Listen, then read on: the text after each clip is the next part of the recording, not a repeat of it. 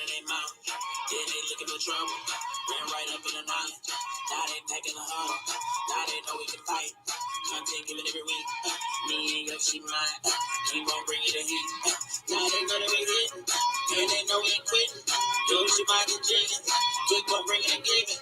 Unity, unity, unity. Cause they know we ain't stopping. And they know they got problems. And they ran out of options. If we know we got a problem, can't let it go unsolved. Brain based learning, Afrocentric history, we seen them all. Karma is karma. I say what I say, I hear the wall. Till I see y'all fall off, then I bring y'all up on note. I'm back up on my Clyde winners. Clyde winners, Clyde winners, Clyde winners, Clyde winners, Clyde winners, Clyde winners, Clyde winners, Clyde winners, Clyde winners, Clyde winners, Clyde winners, divine winners, Clyde winners, Clyde winners, Clyde winners. I'm with you, ride with you. Master teacher, create master, Clyde winners. Give respect to the elder, Clyde winners. Hi, somebody out there looking for me. Yeah. I told you somebody out there looking for me. I think there's somebody out there looking for me. I think there's somebody out there looking for me.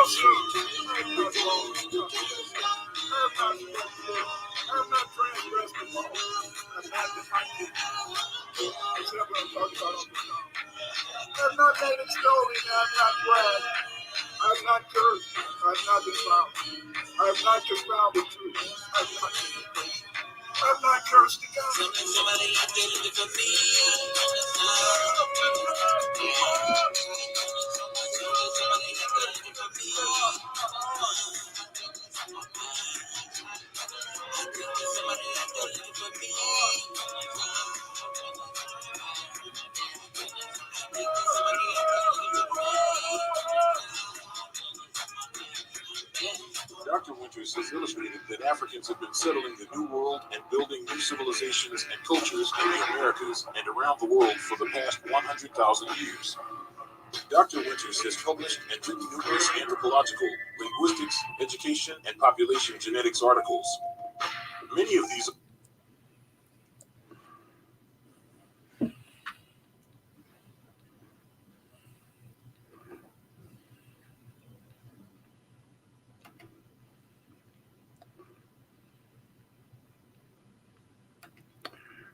What up, though? What up, though? I hope everybody can hear me out there. I think that I hope that everybody can hear me. I think that one of the things I think the theme song was a little too low. I'm going to work on that. It is very hard to do this. How you doing, Hill? And how you doing? Go Travel Abroad and JP. Thank you for showing up. I love to see you guys every week. Today is my Wednesday show. I've heard that some people have been going to Dr. Matthews' platform. I'm not there anymore on Thursday. If you want to see me, if you want to hear what I have to say, please come to my platform. Subscribe. I need you to subscribe. I need you to sign up. That way you'll know when I'm about to show a video, when I'm about to do a live. And I'd also like you guys to kind of show up and support my my new program on Sunday night at 7 p.m. Central Time. And this program is called Then and Now. On Then and Now, me and Yoshi Mod, we you know, talk about various things that have happened to Black people over the last, you know, few years or hundreds of years. Who knows? But one of the most important things it is that it's good to come.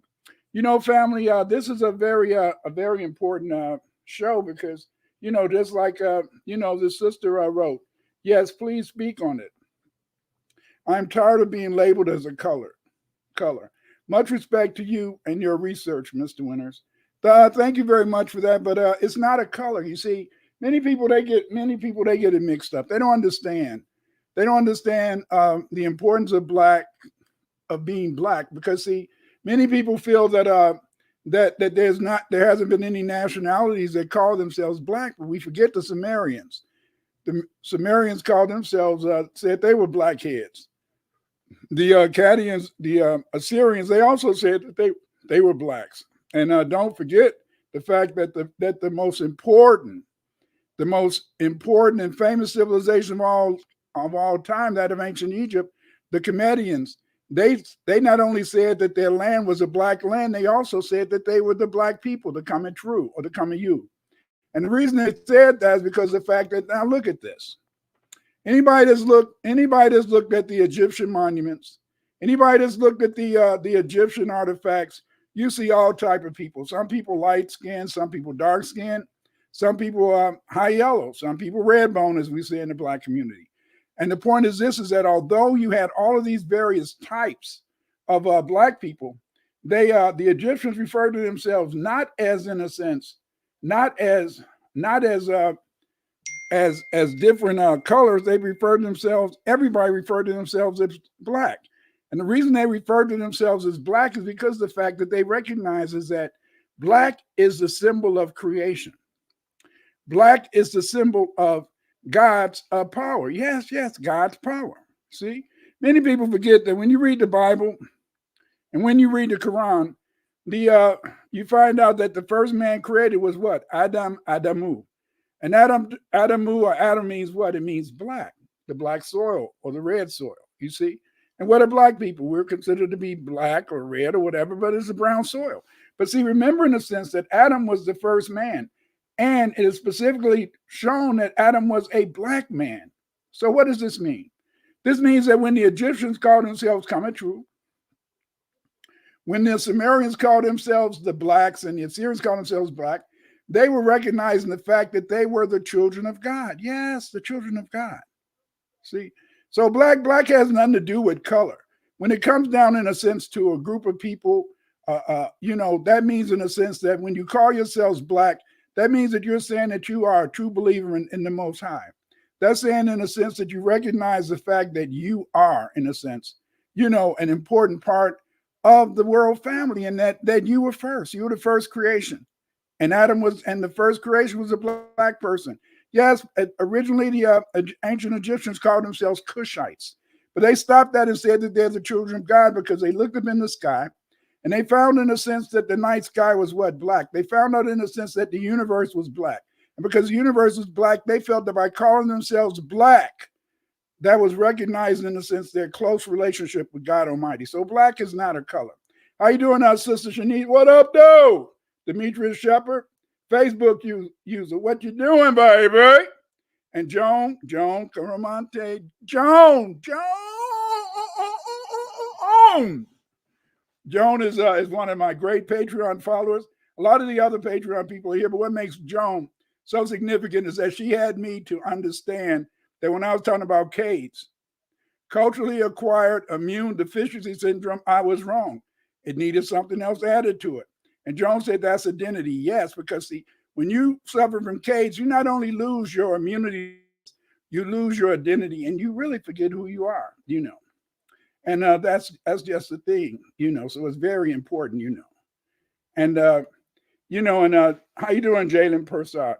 Okay, Facebook user, he says, she says, what is this? What are they saying? They're saying that we are saying that we are not Black biologically. It is trying to diffuse racism. We cannot manifest based on what it meant to them. Black has something to do with color to them. See, that's the whole point. See, that's what's wrong with a lot of Black people, is that because of the fact that they want to be accepted by white folks, So this person is saying that we are not black biologically. It is trying to diffuse racism. We cannot manifest based on what it means to them. Black has something to do with color to them. No, it doesn't matter what they feel, because see, the thing is this, is that you have to look at who you are. You have to define yourself. And that's the beauty of defining yourself. See, but if you're waiting for white people to want to accept you, and you hope you can end racism, that's impossible. That's why we have, in a sense, the so-called critical race theory. And critical race theory is the whole idea that you cannot divorce white people from racism.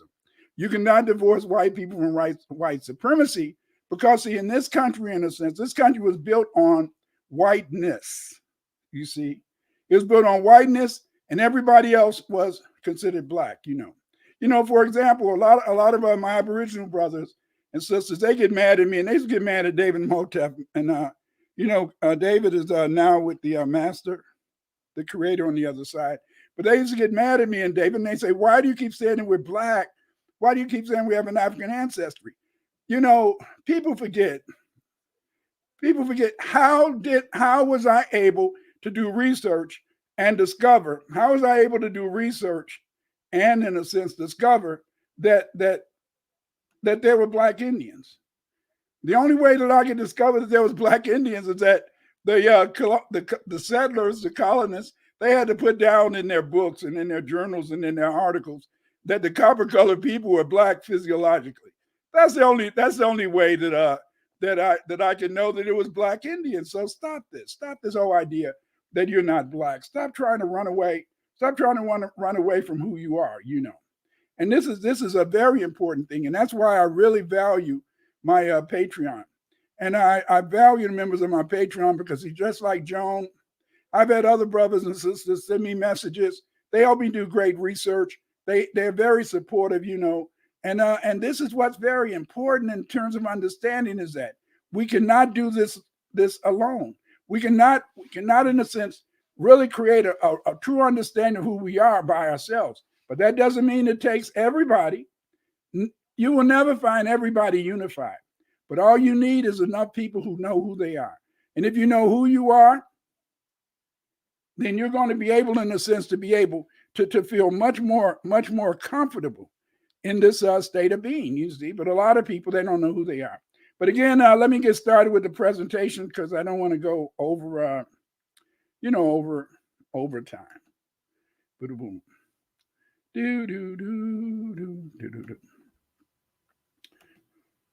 We aren't black. We aren't black. Every time I look up, this is what I see brothers and sisters telling me. They're saying, we aren't black. I'm a Hebrew. We aren't black. I'm a Moor. We aren't black because I'm a Christian. We aren't black. See? And the reason that many of these people, in a sense, don't understand this is that they become delusional. You see? And so we have many brothers and sisters. They accept in a sense they're black, that the fact that they're of a darker hue, that they're copper-colored Indians. But they refuse, in a sense, to accept their true identity of who they are as black people. You see, you got to understand is that we are unique people in these United States. We are unique people because we're a combination of not just one group of people, see, but we're a combination of three peoples. Black Europeans who were the first chattel slaves, Aboriginal blacks who were the second chattel slaves, and finally, Sub-Saharan blacks who were the third group. Yes, we have a tripartite origin. We have a tripartite origin in that we have to stop this delusion and stop fooling ourselves. We have to stop being bipolar. We're one people. And the only thing that can save us is to be one. Yes, be one. See, just because you're, in a sense, have a Aboriginal background like myself, Choctaw. But what does that matter? You see, today if you Google the Choctaw, they're not going to show anybody that looks like me. They're not going to show anybody that looks like you. They're going to show, in a sense, somebody else. They're going to show you a white man, and he's the chief of the so-called Choctaw now, Choctaw Nation over in Oklahoma. You see, go to my Patreon. The slides are going to be in my Patreon. You can go to Twitter. I'm on Twitter at Dr. Clyde Winters 8. And follow me on TikTok at Clyde Winters 3. There you can view some of my shorts. Here you're on my YouTube channel, Clyde Winters YouTube channel. This is my Black History YouTube channel. I have over 300 videos, yes, 300 videos dealing with every period in Black history, every period in the history of foundational Black Americans and Black people around the world. You got to check out these videos. Just don't come and listen to my videos on Thursday and my live on Thursday and Sunday. Also check out those videos. Get in a sense, it's like an elixir. Yes, my videos are like an elixir. They're to help you fight Cades, culturally acquired identity immune deficiency syndrome. It helps you to fight this disease because it's debilitating. When you lose your identity, when you lose your immunity, then you become, in a sense, a lost individual. Everybody keeps saying, Taraji Henson, she's going around crying the blues. Oh, they wasn't fed, and they made a movie with Oprah called The Color Purple. It's not making any money because the fact, in a sense, is that we know the spirit of the film is not really a spirit that is wholesome. It's not a spirit in a sense that's welcoming, you see? When Taraji Henson talks about the fact they wouldn't feed her, they put them in rental cars. They wouldn't even give them a trailer, and they had $100 million budget. But she suffered from Cades because she started thinking that she was just as good as Europeans. Listen, brother. Listen, sister. Don't ever think you're just as good as European. You're better than Europeans. That's why they don't want you to be, in a sense, in science, in literature, on TV, on the radio, in the movies, because they can't compete with you. The thing that gives them authority over you is their whiteness. That's what gives them authority. So when you start to, in a sense, lose your identity, as Joan correctly pointed out to me, and you no longer, in a sense, can resist this whole idea that somehow you're just as good as a white man, just as good as a white woman, you're on your way down. You can order my books at Amazon.com.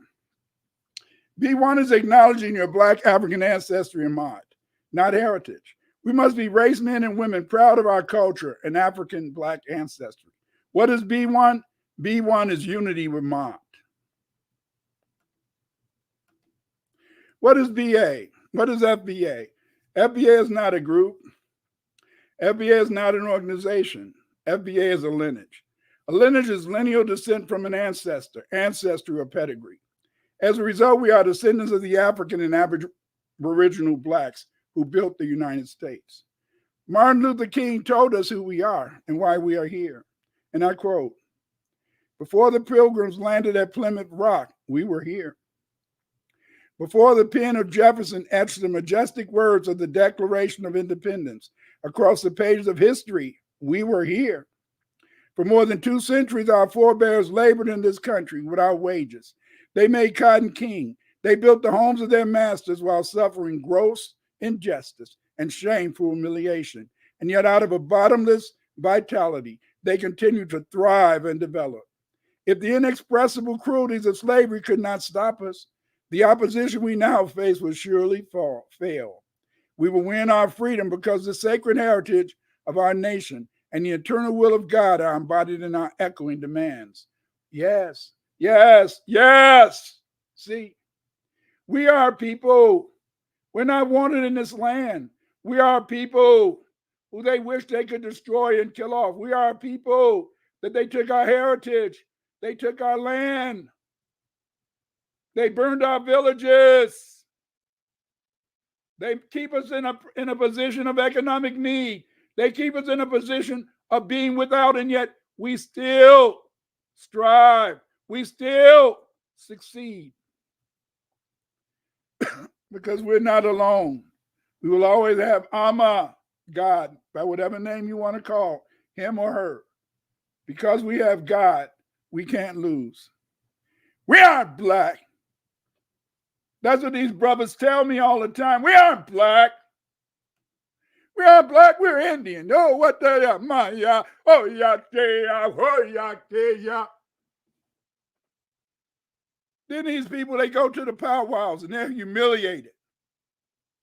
They go to the powwows and the white Indians and the red Indians laugh at them. The white Indians and the red Indians, they won't even let them sometimes dance at the powwow, even though they have a better, greater claim to being a Choctaw, Cherokee, Cree.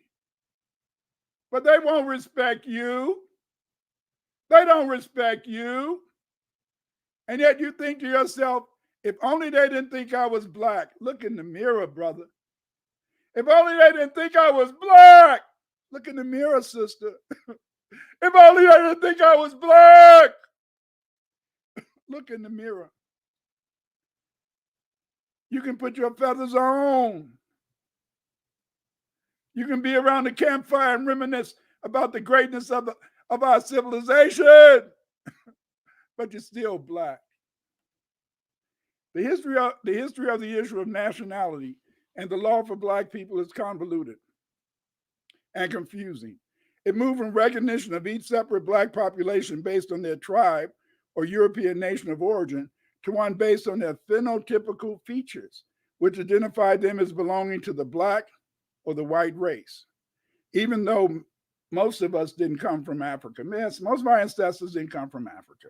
Most of our ancestors have been here for over 130,000 years. Yes, yes, yes. This occurred because European whites brought to North America their hatred and jealousy of black elites in Europe over to the United States. When these whites discovered the Americans were black Indians, they refused to respect the varied black Indian tribes. Race and nationality are important issues among the former enslaved people of the United States. This results from the reality that many of these folks do not want to be identified as black or Negro. Yes, I published a book called The Nationality and Law Foundation of Black Americans. In this book, I detail how, in a sense, we evolved from being known as black people into colored, into freemen, and back into black people, foundational black Americans. So get this book, The Nationality and Law Foundation of Black Americans. You can get this book at Amazon.com. Racism has made many American descendants of slaves, idos, and blacks generally in the United States to refuse to be identified as blacks. They refuse to identify as blacks because this term has come to denote a person inferior to the dominant white population. In this book, we will explore the genesis of so-called blacks in the United States of America, since the first Europeans settled the USA up until today. Herein I discuss the tripartite origin of the idos, from Aboriginal Black Indians, Black Irish, and Sub-Saharan Africans, who form the foundation of the idos population, and how they recognize pursuant to the law of nationality. Get this book. Get this book. Racism has made many descendants of slaves and blacks generally in the United States to refuse to be identified as blacks. They refuse to identify as blacks because this term has come to denote a person inferior to white folks. Many so-called Negro people in America don't want to be identified as black for two reasons. Firstly, there are many blacks who claim they are of Aboriginal or European descent and that their ancestors were never enslaved, so they are not black. Okay. The second argument used by other blacks is that the term blacks is not recognized as a legal term to identify any ethnic group in history or under the law in the United States. In this book, I discuss this question of nationality and the law in the United States. And see, this is a big lie. Even though John Henry Clark and others said that there was no black nation, we know that's a lie. The Egyptians called themselves, Kametru or Kameyu, the black people. And their country was called the Black Land. So that's a lie that there was never a black nation. That's a lie that there was never a people who called themselves black. That's what makes me very, very thankful to say that I'm B1, black first, because I'm following into the footsteps of the most intelligent, the most righteous people on the planet Earth, which were the Egyptians. The Egyptian civilization lasted over 3,000 years. Really 4,000 years. When you take into account, they went up to the 25th dynasty. And no white civilization. No white civilization, the Greek, Greco-Roman, the civilization of Greece, the civilization of Rome. None of them even went past 200 years hardly. But Egyptian civilization lasted 3,000 years, and they called themselves black. So if you don't want to be called black, fine with me. But I like to be with the masters, who were the Egyptians. I like to be with the first scientists, who were the Egyptians. I like to be with the people, in a sense, who left us a great civilization and knowledge that is making us, in a sense, successful today. That's the Egyptians. And the Egyptians were proud to be called black. I'm sorry for you people who aren't proud to be called black. We can define nationality as a legal bond that ties a person to a state. It confers on this person a legal status as determined by national laws, such as those regulating the rights of persons and property. Given the definition, unless blacks are not specifically identified as a population, this term cannot be applied to so-called Black Americans and or American descendants of slaves, the Ados. In this presentation, we'll explore the genesis of so-called blacks in the United States of America, since the first Europeans settled in the USA up until today. Herein, I discuss the tripartite origin of Ados from Aboriginal Black Indians, Black Irish, and Sub-Saharan Africans who form the foundation of the Ados population. In this paper, in this presentation, I'm only going to talk about, Aboriginal, FBA.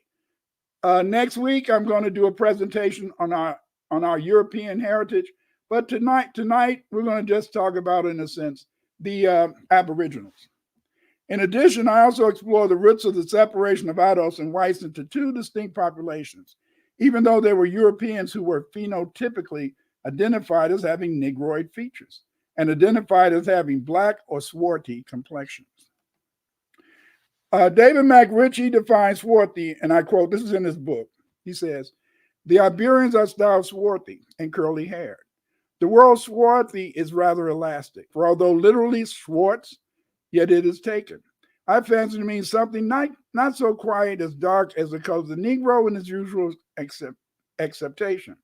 Perhaps this distinction does not exist, but at any rate, if the small dark Highlanders and the black Celts to the west of the Shannon be assumed to be the descendants of Iberians, it may fairly be argued that with so much intermixture with fair races during the last 2,000 years, the stock must now be lighter skinned than then.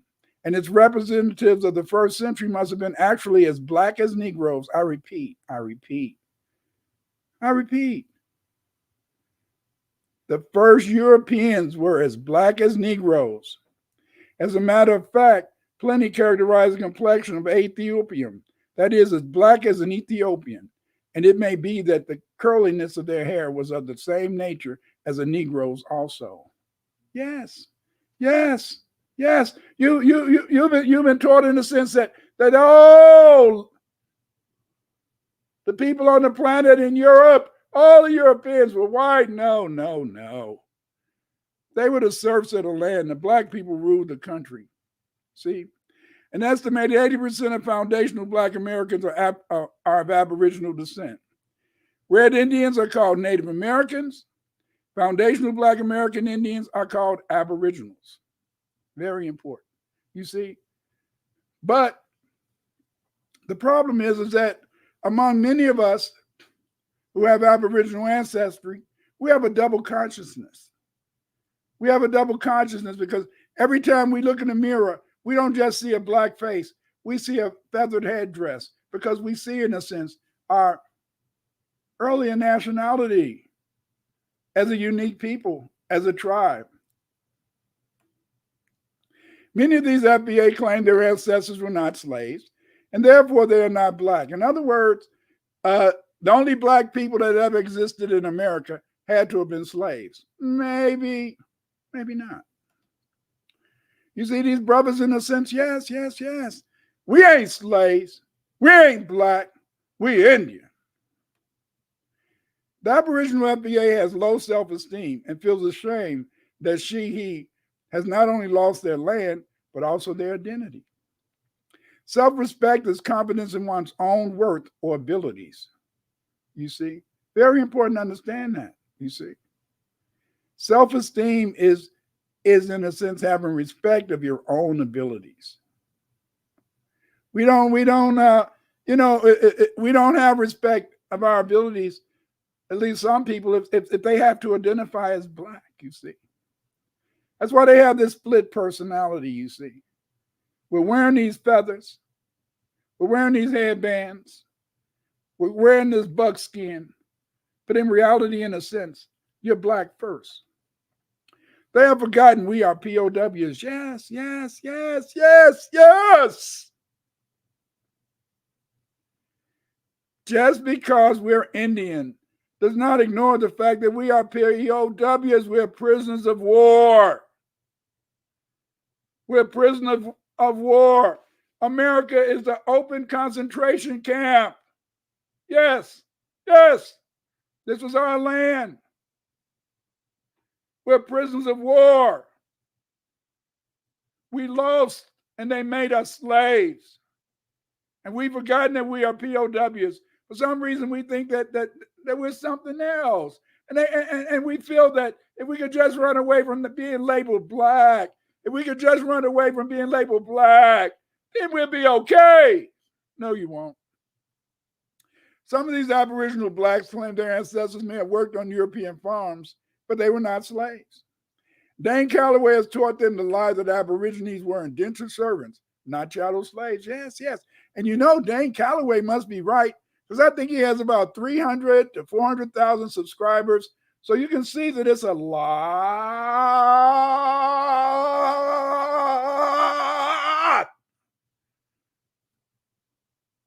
of people that support him. And if you look at his videos, he always show you all these white folks that say, yeah, Dane Calloway, that boy, Dane Calloway, he's teaching y'all the truth.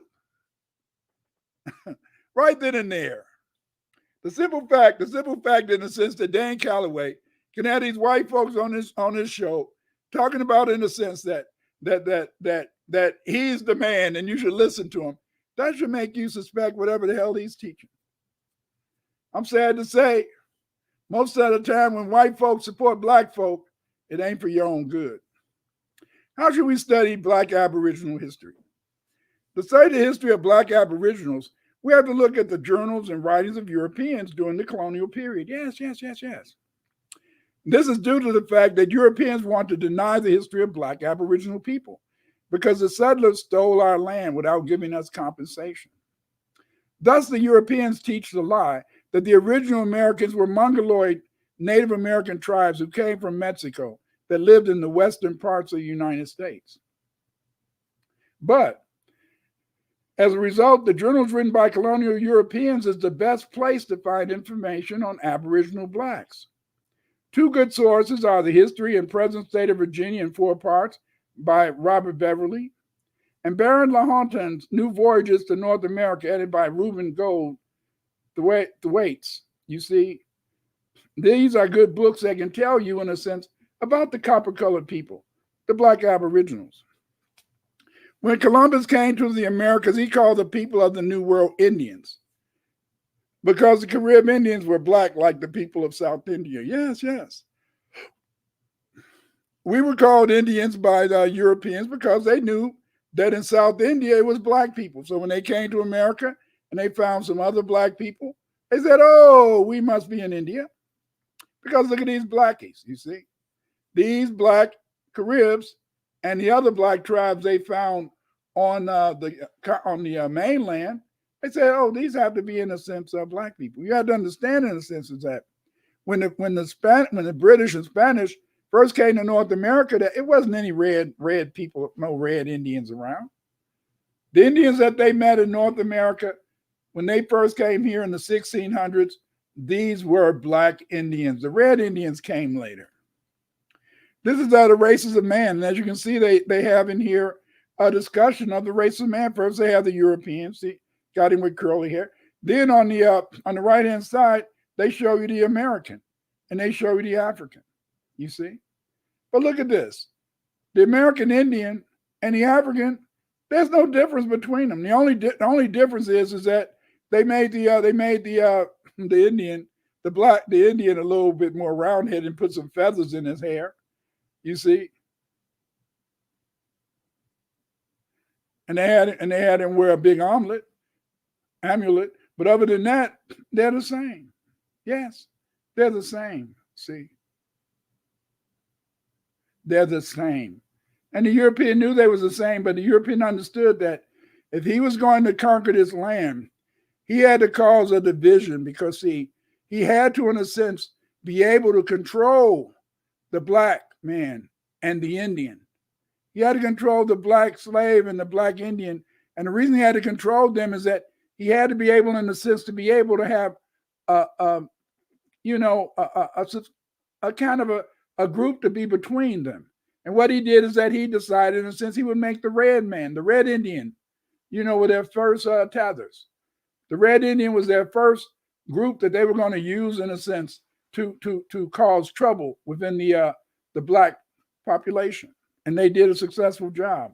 But when you look at it, America and Africa, this was in the British Museum in 1798. You see the same people, the same culture. You look at it, the only difference was they made the African look a little bit darker than the Indian. They both had headbands. They both had feather headdresses. They both had bows and arrows. Yes. The European knew that they were the same people. That's why he tried to do everything in his power to make sure that he kept the Negro down and the Aboriginal. We used iconographic evidence in addition to skeletal remains and eyewitness accounts. You see, we look at these pictures of these various Indian groups, the Dales, the Algonquins, the Powhatans, the Shinnecock. Old dirty bastard, he belonged to the Shinnecock. The Navajo, you see, the Arapaho, the Chada, you see. And then we look at these paintings, and these paintings that show us. And then on the left-hand side, we see at the bottom picture, we see these reconstructions of the black type of Native Americans. These reconstructions of these various people, these were the people, in a sense, that lived here 12,000 years ago. Yes, 12,000 years ago. They've reconstructed their skeletal remains. And when you compare those people who were here 12,000 years ago to those other people, the Dalis, the Algonquin, the Quitsini, the Minicondru, the Lakota. When you compare these people, in a sense, you see what? You see that there's continuity because they were all black folk. You see? My family background is Choctaw. David and Hotep, his family background was Navajo and Arapaho. The present black race of North America has had numerous identities: Negroes, colored, minorities, and Afro-American over the years of living in America. The Aboriginals were labeled as copper-colored and described by various colonists and settlers of the United States as black. Yes. As I told you, I couldn't have wrote my various histories, and I couldn't have did my population genetic studies unless I could identify these people as being related to the contemporary black population. And when these colonists, when these settlers, when they met these Indians, these copper-colored people, they always described them as being blacks, like the Negroes. Baron Lahontan, in his new voyages to North America, he wrote, and I quote, "All the savages are of a sanguine constitution, inclining to an olive color, and generally speaking, they have good faces and proper persons. 'Tis a great rarity to find any among them that are lame, hunchbacked, one-eyed, blind, or dumb. Their eyes are large and black as well as their hair. Their teeth are white like ivory, and the breath that springs from their mouth and expiration is as pure as the air that they suck in an inspiration. Notwithstanding, they eat no bread, which flaws that we are mistaken in Europe, in fancying that the eating of meat without bread makes one's breath stink. Here we see a copper-colored person. Yes. Here we see a person with what? What do you say? He said, an olive color. And here you see a person. Here you see the olive skin. Yes. They're talking about you. They're talking about me. They're talking about us. We call the black Indians Aboriginals because they have been here for 100,000 years. The first culture in North America was a Solutrean culture. which came from Africa to America at least 20,000 years ago.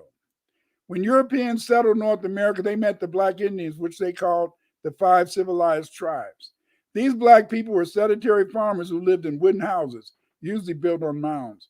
Most of the time, here's an example of some of the the Black Aboriginal Indian villages. You see, if you notice, they lived in wood houses. They didn't live in teepees.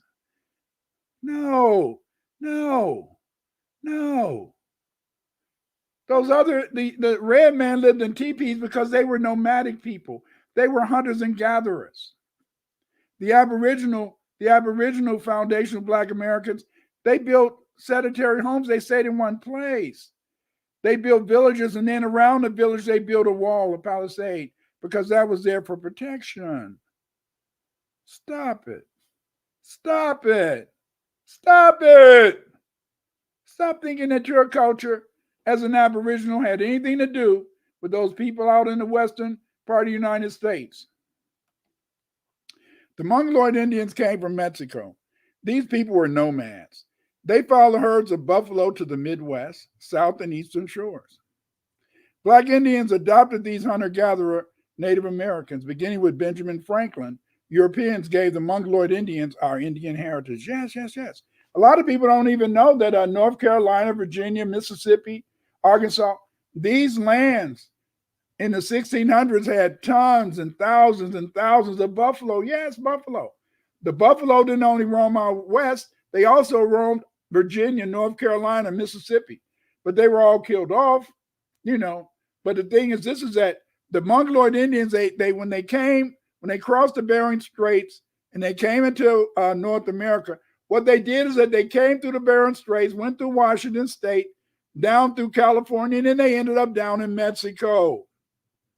Then later they migrated out of Mexico into the American Southwest, and then they followed the buffalo to the Eastern Shore, and that's how we met up with these red Indians, these nomadic people. That's why they live in tents, and we lived in houses, wooden houses, and some of us even had brick houses and built castles, but that's another story. But the point is this, is that the red man lived in teepees because they were, in a sense, a nomadic people. Benjamin Franklin wrote, "The number of purely white people in the world is proportionally very small. All Africa is black or tawny. Asia chiefly tawny. Asia exclusive of the newcomers, wholly so. And in Europe, the Spaniards, Italians, French, Russians, and Swedes are generally what we call a swarthy complexion." Already defined what swarthy was, right? You heard what Mac Ritchie said a swarthy person looks like. But let me continue. As are the Germans, also the Saxons, only excepted, who with the English make the principal body of white people on the face of the earth. Yes. Benjamin Franklin, I quote, was saying that they're a small population, you see. And what he said, I could wish their numbers were increased. And while we are, as I may call it, scoring our planet by clearing America of woods, and so making this side of our globe reflect a brighter light to the eyes of the inhabitants in Mars or Venus, why should we, in the sight of superior beings, darken its people? Yes. See? Yes. This was Benjamin Franklin. He wrote this observation concerning the increase of mankind, peopling of countries, etc., in 1751. As you can see, he was already against the dark people. How do you think? That's why the poor sister or brother who said that they got to fight racism by not calling themselves black. How can you fight racism when these people are already over 300 years ago already identifying, as you're a dark person, as an inferior, as a person they didn't even want to be a part of? Stop it. Understand critical race theory, and critical race theory signifies that white people will do anything in their power to be racist. Practice white supremacy to keep you down so there will be no competition. Franklin felt that the best way to populate America was the union of the red man and white man against the copper-colored black man. Yes. Old Ben Franklin, he said that if they were going to dominate America, they were going to have to use the red man to keep the copper-colored black man down. Stop. Stop. Get my book. We are not just Africans, the Black Native Americans. If you get this book, I talk about in a sense the various Black Native American, Black Aboriginal tribes. I got beautiful pictures in there. The book is a little expensive, but it's expensive because of the fact that I try to put in there all these beautiful pictures of our Black Aboriginal ancestors, so that if somebody tries to tell you that there were no Black people who were Indians, you get this book. We're not just Africans, the Black Native Americans, and you will see in a sense that there were. I'm working on a new book right now that I want to bring out pretty soon. And I'm going to bring it out I did want to bring it out this month, but I may not bring it out until February. And in this book that I'm working on now, and I'm going to tell you about a family. In this book, I'm going to talk about the pyramids. Yes, we had stone pyramids in North America. Many of them are gone now because many of the white folks would tear the pyramids down and take the stones so they could build their houses with. They used to use, in a sense, the pyramids as quarries where they could get stonework. But again, just be on the lookout for my new book I'm going to publish soon. I'll bring it to the recognition of the family. Alphonse de Quatrefages claimed that the Black tribes of Latin America include the Chocos, the Manabis, the Auroras, the Guarani, the Charros, the Yamasi, the Tizendal Chantal, in addition to numerous ethnic groups along the Orinoco River in Venezuela and the Isthmus of Darien. The major Native American Federation were made up of Black and Mongoloid Native Americans. These confederations include the Iroquois, the Muscovian, and the Algonquin. Because they were blood brothers, Black and Mongoloid Native Americans often shared the same name for their tribes. Let me explain to you. What happened in a sense is that the Iroquois, the Muscovian, the Algonquin, these were not individual tribes. These were confederacies. And these confederacies were made up of a number of different tribes. The original confederacies, original Iroquois, Muscovian, Algonquin Confederacy, they were mainly made up of Black tribes. Yes, they're mainly made up of Aboriginal tribes. Later they allowed some Red Indians to join. And after a while, the white man started saying that the only real Iroquois, Algonquin, et cetera, were Red Indians. But this is a lie. The original members of these tribal confederacies were Black or Aboriginal Indian tribes. Some of the worst atrocities that happened to our people took place during the slavery era on the plantations. It ranged from breeding farms where male and female relatives were forced to have sex and reproduce, to the rape, murder, and killing of men, women, and children. On the plantations, the Black people who were made POWs, prisoners of war, after fighting Europeans and forced into slavery, were reduced below animals and suffered the worst fate known to man. They whipped them. In Jamaica, as punishment, they used to boil the people. Yes. They would take the foundational Black Britons, which the Jamaicans represent, and they put them in a tub and they would boil them. These are some very cruel people.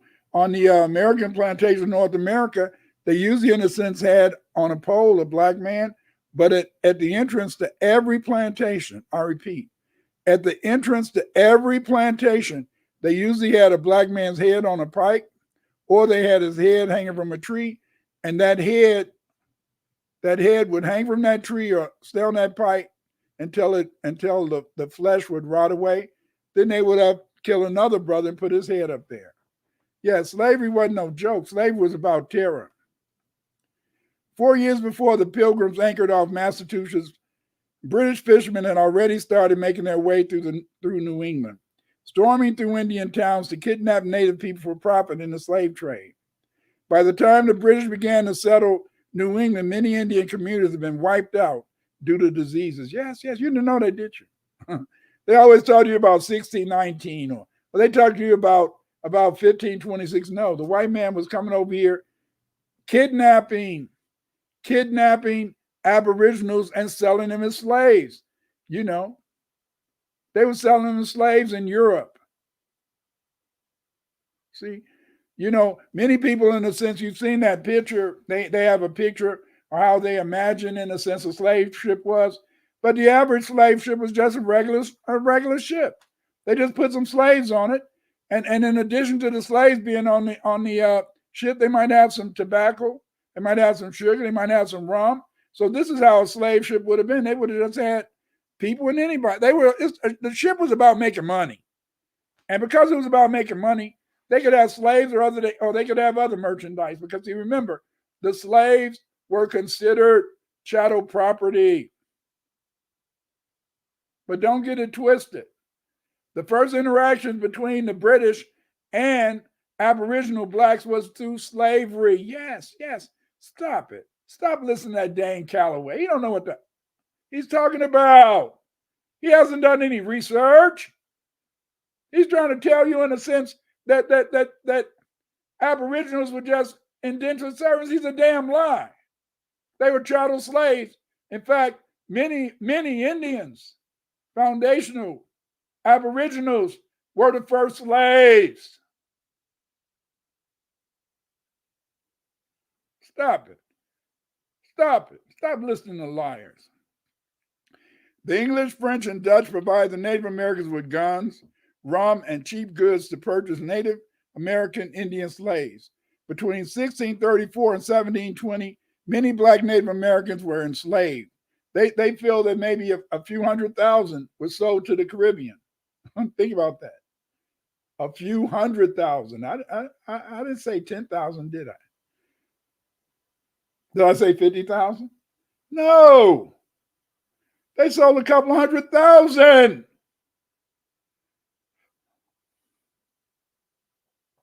And these were the Aboriginal slaves sold to work on the plantations in Bermuda,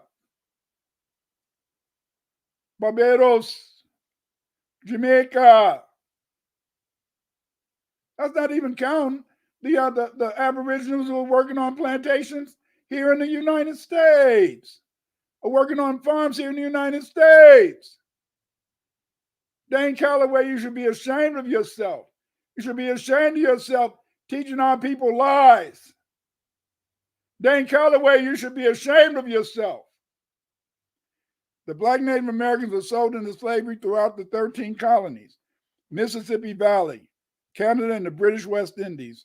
The majority of black Native Americans sold in slavery by white and Indian slave traders were the Choctaw, the Yamasee, and other Carolina tribes. The Pequot, I want to give you a case study. These are the Pequot people. These people, they say they're not black. They look black to me, but they claim they're not black. You know, they claim they're not black. This is all the damn Pequots. It was thousands of Pequots in the 1600s. Thousands of them. Thousands of them. Let's see what happened to these people who are Aboriginals, but they ain't black. I ain't black. The Pequot are black Aboriginal people who lived in Connecticut. The Pequot had met the invading European colonizers and taught them how to farm and survive in the Americas. You know, we're always helping people. The Pequot met the Europeans in 1614. By 1622, the Pequot controlled the fur trade on the Connecticut River. It was a lucrative trade with the Dutch. The Pequot were tribalistic. To maintain control of the fur trade, they attacked the Narragansett rivals to prevent them from trading with the Dutch. Yeah, you know, hey, we're going to knock off these other niggas. Oh, we'll knock off these other anyway, we're going to knock off these Narragansett. You know, they may be black like me, but they belong to a different nation. Do you understand? Pequot was one nation. Narragansett was another nation. Instead of them seeing themselves as unified, seeing themselves as brothers, seeing themselves as B1, black first, see, they saw themselves as separate, in a sense, tribes, separate nations. The Pequot was easily manipulated by the Dutch. To maintain dominance with their Dutch trading partners, the Pequot made war with the Nipmuc and the Matabesi people to keep them from being able to sell their goods to the Dutch. Yeah. Where's the Nipmuc and where's the Matabesi? I'll tell you where they at. They were made slaves, and most of them lived on the plantation, and we're descendants of some of these Nipmuc and Matabesi. This event gave the Pequot total control of the fur trade. They soon forced the Matabesic to sell them their furs, so the Pequot could be the only tribe to trade directly with the Dutch. The Dutch decided they did not like the Pequot domination of the fur trade because this allowed them to monopolize the fur trade and dictate the cost of furs. As a result, Jacob Ellikens of the Dutch West India Company kidnapped the Pequot chief, Tadobin. Although the Pequot paid the ransom, Ellikens kept the wampum and killed Tadobin. In retaliation, the Pequot burned down the Dutch trading post. Naturally, the Dutch did not like this trade arrangement. They did not like this arrangement because the Pequot were becoming not only powerful, but also richer and richer. By 1633, the English reached Pequot land along the Connecticut River. The English built a trading post at Windsor. The Matabesic welcomed the English. They saw the English as a group that could help them overturn Pequot domination of the fur trade. By 1637, the English and Dutch conspired to end Pequot influence and power on the Connecticut River. The Europeans killed 700 Pequot Indians, and this was the first Thanksgiving. Yes. They taught you that Thanksgiving was when the Indians came and they ate with the white folks. Or they taught you that the first Thanksgiving, all the white folks, was celebrating it. No. The first Thanksgiving was when they killed off a bunch of damn Pequot Indians. See, they killed off 700 of them, and then the rest of them they sold over to the damn Caribbean, and the women they put on the damn plantations. But think about this. We see that, what did I say? The Pequot, they was against the Matabesic, right? And they were against the Narragansett, right? But if you notice, the Dutch and the English, they worked together to knock out the Pequot. They worked together to take the Pequot land. They worked together to destroy the Pequot. They were white first. Dutch and English later. See. But the Pequot, they were the Pequot. They were superior. They were superior to the Narragansett and the Matabesic. And now today, look at how many of them left today. Why don't they have their land today?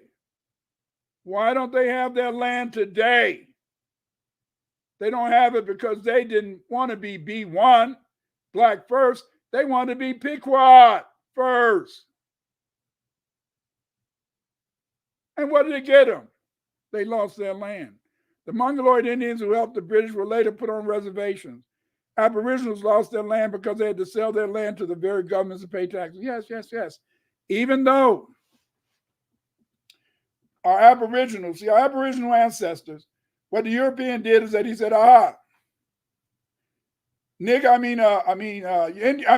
anyway, you're not Indian. You're not a Negro. We're going to call you colored people. So you free colored people, you go over there and live in the damn swamp or something. Go over there and live in the swamp. But you're no longer, don't call yourself Pequot. Don't call yourself Choctaw. You call yourself colored people. That's who you are. You're colored people. See? In fact, I want you to add on there, not just that you're colored people, we're going to call you free colored people. Yeah, free colored people. Because other colored people, we got them as slaves. Even though these so-called free colored people, in a sense, were not recognized as American citizens, they still made them pay taxes. Because of the fact, in a sense, that our Aboriginal ancestors didn't have a money economy, the only way they could pay their taxes to the government was to sell their land. So after a while, the Aboriginal black people, they didn't have no damn land. Look at what happened to the Shinnecock. The Shinnecock people lived in New York. That park in New York City, that large park, that used to be their homeland. They took over their homeland, kicked them out of their homes, tore their houses down.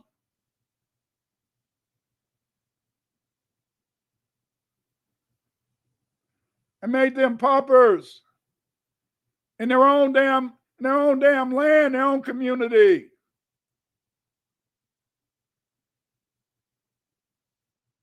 They told him, you ain't black. You ain't Negro. You free colored. You free colored. As if being free colored meant something. As if, yeah, you're better than these Negroes, the so-called Africans, because you know why?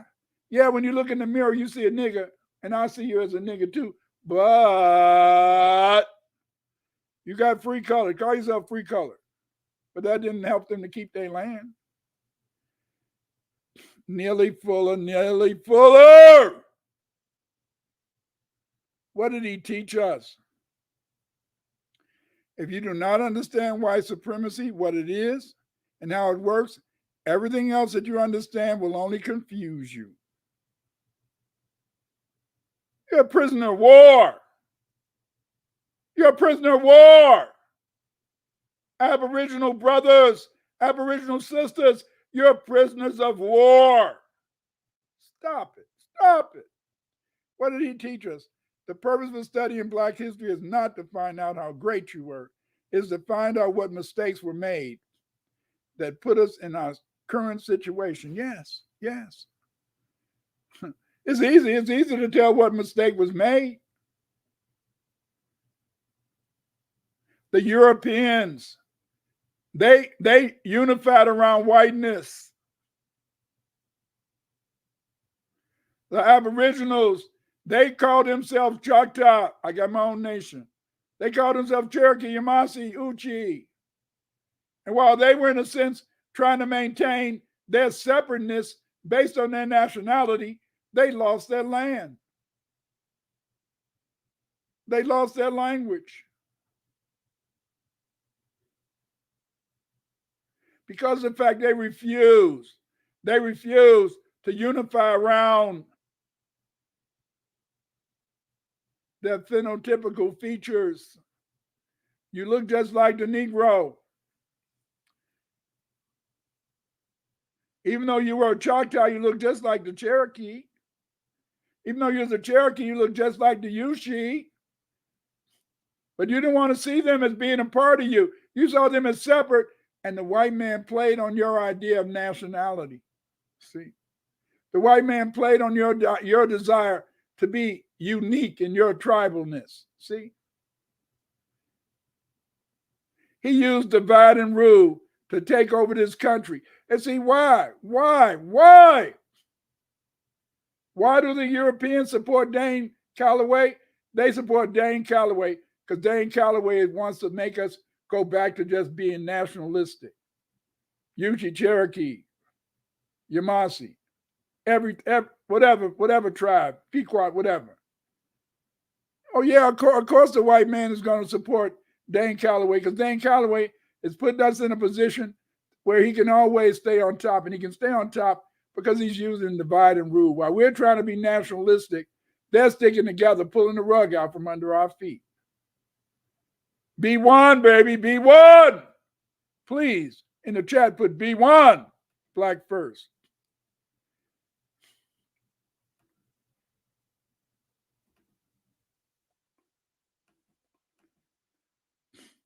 Why Black Indian slaves? Black Indians taught Europeans how to farm. It was the farming skills of the Black Native Americans that made them valuable as slaves in the United States and Caribbean. Sadly, many Mongoloid and Black Native Americans sold Black Indians into slavery, especially the Choctaw. The Choctaw and Chickasaw held slaves in bondage to work on their plantations, but most other Black Native Americans welcomed Africans into their villages as free men and women. Look at here's a picture, as you can see. There we had two Black women about to be sold. One Black woman had kinky hair, another Black woman had a little straighter hair. It didn't matter. It didn't matter. They saw them both as Blacks, just like they see us today as Blacks. Just like they see us today as being one group. But they don't want you to be one. They want you to go back to being nationalistic. And where did nationalistic get us? Nationalistics got our land stolen from us and made into slaves. Sadly, Aboriginals have been taught by Dane Calloway and other ignorant people that black aboriginals were indentured servants who worked on the farms and plantations of the white man. As you can see, I already showed you I showed you in a sense the facts.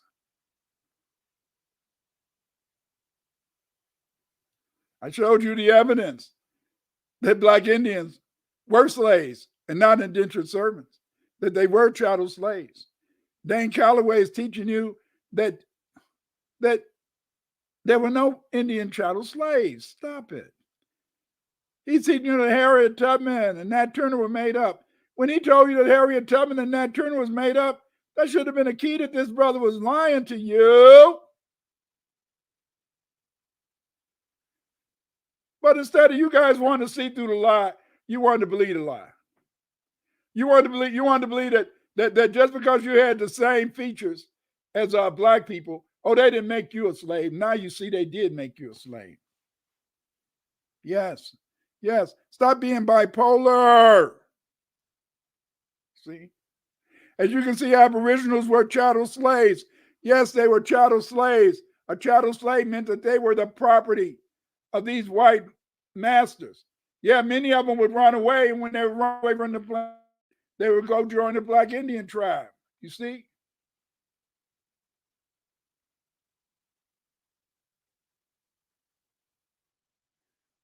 Yeah, that's why some of them remained free. They were free color, but they didn't have shit because they took their land. And we're running around trying to say, oh, I'm Choctaw, I'm Cherokee, I'm better than you. You just a black person. You think you're an African. I'm better than you. Don't you see? You're a fool. As you can see, aboriginals were chattel slaves. As a result, any aboriginal who teaches that black Indians were not slaves believe in a lie. If you believe in a lie, you are delusional. Yes, you are delusional. Once black aboriginals lost their land, they were classified as colored people and were made slaves. Some children were taken from the Indians by county courts. Yes, yes, the county courts. Even if you was a free color. You see, the county courts in the 1800s would indenture, yes, they would then indenture aboriginal youth as sailors and etc. from age 8 to 25. Yes. There were some indentured servants, but this started in 1800s. The vast majority of them were slaves. They were prisoners of war. Yes, yes, yes. And even though you were free, colored, they still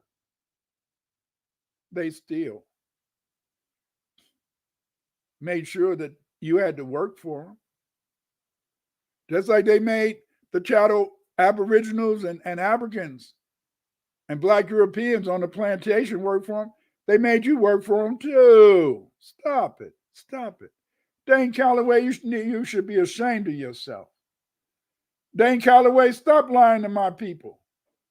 Stop lying to my people, leading them down the path that they're going to, in a sense, lose everything, just like our ancestors lost. Stop, Dane Calloway. Stop teaching them lies. The Aboriginal Foundation of Black American has experienced and continues to experience trauma as a result of being made a chattel slave and losing ownership of their ancestral lands. Yes, yes, yes. How do you think our grandparents felt living in Mississippi? My family come from Mississippi. How do you think they felt living in a damn shack, not only having no food to eat, knowing that white man was on the land that their family owned? How do you think they felt getting up every day being abused by people who took their land and knew they took their land and treating them like a piece of shit? See, that causes trauma. That was trauma. The effects of this trauma on the individual Aboriginal FBA is self-hate and low self-esteem. He feels ashamed that they were once masters of this great land and today they are landless. Yes, yes. Many of our Aboriginal ancestors and our Aboriginal brothers and sisters today, they have an inferiority complex. And this inferiority complex is compounded by the fact that they know people are living on their land. Their land. And now today they're landless. Due to white supremacy, the Aboriginal FBA blames her loss of their land, human dignity, and self-esteem to acceptance of a false identity as a Black or African American. Instead of standing 10 toes down and reflecting seriously on the real reasons behind our loss of land and identity to the failure to see ourselves as one people, they blame our downfall on acceptance of the white supremacists' identification of them over time as first copper-colored Blacks, simply Blacks, colored, Negro, and now African American. Yes, yes, yes. Stop it. Stop it. Just because you started accepting the fact that you were colored people or Black, that didn't lead to the loss of your land. The loss of your land came from the fact that instead of you sticking together with other Black people, you saw them as a different nation. Since you saw them as a different nation, you felt that if you fight them, if you side with the white man against them, you would be better than them. And what did the white man do? Oh, yes, he helped you destroy other Black people. Then he destroyed your ass too and took your land away from you. Now you ain't got shit. Now we ain't got shit. Because we wouldn't be B1. We wanted to be Yuchi, Yamasi, Chickasaw Creek. Stop it. Stop it. Stop it. Instead of facing the fact that our Aboriginal ancestors lost everything because of tribalism, and I've shown you how it was Aboriginal FBA tribes fighting each other to sell their neighbors as slaves to the European farmers. Didn't I show you that? I just gave you one example. That was a Pequot who helped overthrow the Narragansett. See? Yes, that's just one tribe among many. King Alfred's War, that was a war in which the Indians, in a sense, was helping to bring down the black people, the other Black Indians. The worst war in history to me was the Tuscarora War.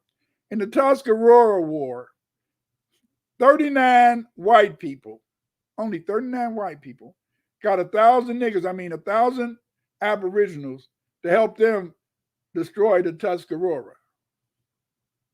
That's pathetic. 39 white people leading 1,000 other Black Indians to go kill off the Tuscaroras. See? But that's what happened when you just think about this nationalism. You see? Whites, on the other hand, made themselves one tribe, the tribe of white people. The white settlers had various ethnic heritage. Some were Germans, Dutch, French, Spanish, and etc. And yet these Europeans forgot about their rivalries in Europe and declared they were what? White. And as whites, they would take this land and keep the copper-colored Blacks and the African Negroes down. Yes. Yes. Now do you see a little bit why they allowed Dane Calloway, to boast that he has 400,000 subscribers? I'm not saying that Dane Calloway understands or knows that he's being used by white folks. Don't get it twisted. I'm not saying that Dane Calloway is an agent. He's not an agent. But because Dane Calloway does not know how to do research, and because Dane Calloway has not really studied our history, you see, he's teaching these lies to you about none of us were chattel slaves.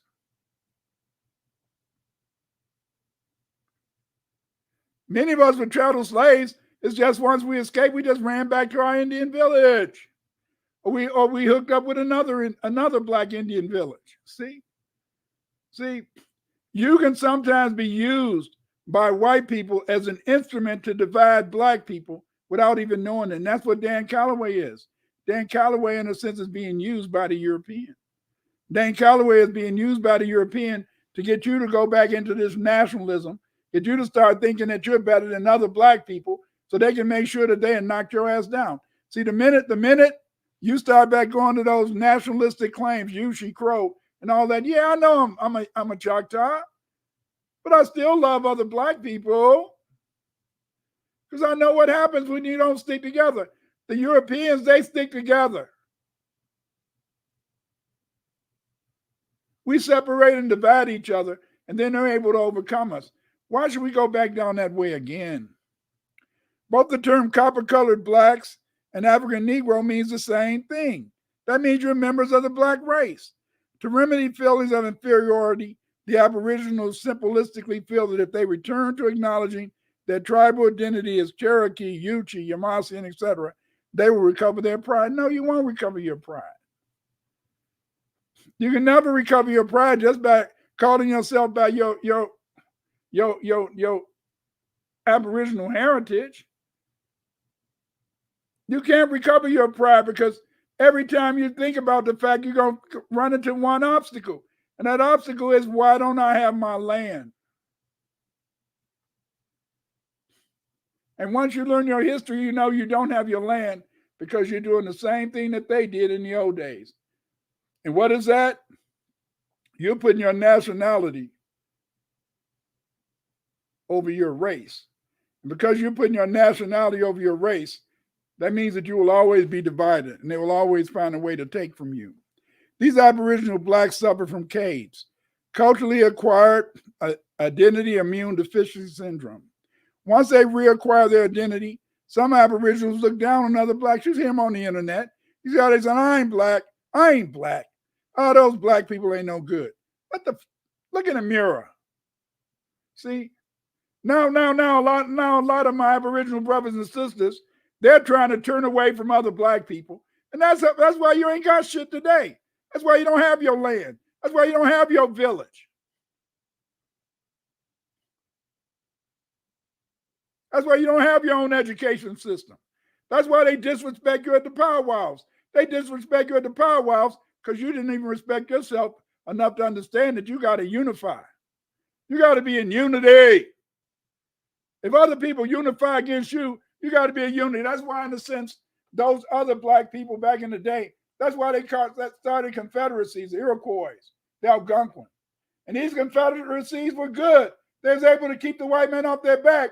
But as soon as they let a red man join, as soon as they let the red Indians in, they betrayed them. The Yamasi was about to run all the damn white folks out of the Carolinas. And then the red Cherokee turned on their ass. The red Cherokee started fighting with the white man, and then they squashed them. See? Don't go down that same route. Don't go down that same route where you're being disunified by being, in a sense, tribalistic instead of being B1. The only problem with this is that the white supremacist government has allowed red Indians and Europeans to steal our Aboriginal heritage. The stolen heritage of the Aboriginals by red and white Indians has government approval because they carry identification cards issued by the government that prove, quote unquote, they are Indians, while the Aboriginal only has the oral testimony of their grandparents and aunties. Thusly, as a result, just because you declare your Aboriginal heritage, there's nothing to change your social, political, and economic condition. Consequently, the Aboriginal feels renewed sense of self-esteem, putting down his fellow FBA, just like the white man he aspires to become, while feeling trauma and inferiority to the white man, you see, and go to powwows and suffer humiliation as red and white Indians tell them they are not Native American. Yes. Some of you brothers out there and sisters, y'all went to the powwows. Y'all want to get out there and dance. And I was reading one article where a sister got out and wanted to dance, and the red Indians and the white Indians removed her from the damn dance. So she didn't have a right to dance, even though she probably got more Indian indigenous heritage than they do. See? But they got the identity card. They got the reservation. Bacon's Rebellion fought from 1676 to 1677 began a local dispute with the Doeg Indians and on the Potomac River. Chased north by Virginia militiamen who also attacked the otherwise uninvolved Susquehannocks. The Indians began raiding the Virginia frontier. The governor, Sir William Berkeley, persuaded the General Assembly to adopt a plan that isolated the Susquehannocks while bringing in Indian allies on Virginia's side. You see how they always brought in the black Indians to fight the other black Indians. See how that European, how he play us? Others saw in the Susquehannock War an opportunity for a general Indian war that would yield Indian slaves and lands and would give vent to popular anti-Indian sentiment. See, yes. See, you got these people going around trying to make allies. Oh, these Europeans are our friends. They weren't your friend. Oh, these Europeans, we can count on them. You couldn't count on them. You could only count on them to help you destroy other black tribes. However, as more and more indentured servants completed their contracts and demanded land, planters grew concerned about the growing number of landless, disgruntled men. After Bacon's rebellion in 1676, planters turned to African slavery as a way to secure a labor force that could never gain freedom. The rebellion is significant in that it was the first to unite black and white indentured servants with black slaves against the colonial government. And in response, the government established policies so that nothing like this would happen again. Yes. See. You know, a lot of people, they're always saying, oh, if only black and white people would unify and black and white people work together, they're all poor. But nobody is our allies. Nobody want to be with us. In 1662, Virginia, a law is enacted. Negro women, children to serve according to the condition of their mother. If you notice in the rest of the world, your condition is based upon not your mother's lineage, but in a sense your father's lineage. But in this law in 1662, they wrote, whereas some doubts have arisen whether children got by an Englishman upon a Negro woman should be slave or free. Be it therefore enacted and declared by this present Grand Assembly that all children born in this country shall be held bond or free only according to the condition of the mother, and that if any Christian shall commit fornication with a Negro man or woman, he, she, so offering shall pay double the fines imposed by the former act. In 1607, there was another Virginia law declaring that baptism of slaves does not exempt them from bondage. You know, before 1667, if you were baptized in a church and you became a Christian, then they couldn't hold you as a slave. Whereas some doubts have arisen whether children that are slaves by birth and by the charity and piety of their owners made partakers of the blessed sacrament of baptism should by virtue of their baptism be made free. It is enacted and declared by this Grand Assembly and the authority thereof that the conferring of baptism does not alter the condition of the person as to his bondage or freedom. So again, as you can see, they were making it so that you were going to be a slave for life. And this was mainly because of the fact that they wanted more people to work for free on those plantations. Sugar, rice, all that type of stuff, tobacco. In 1680, Virginia enacted a law as an act for preventing Negroes' insurrection.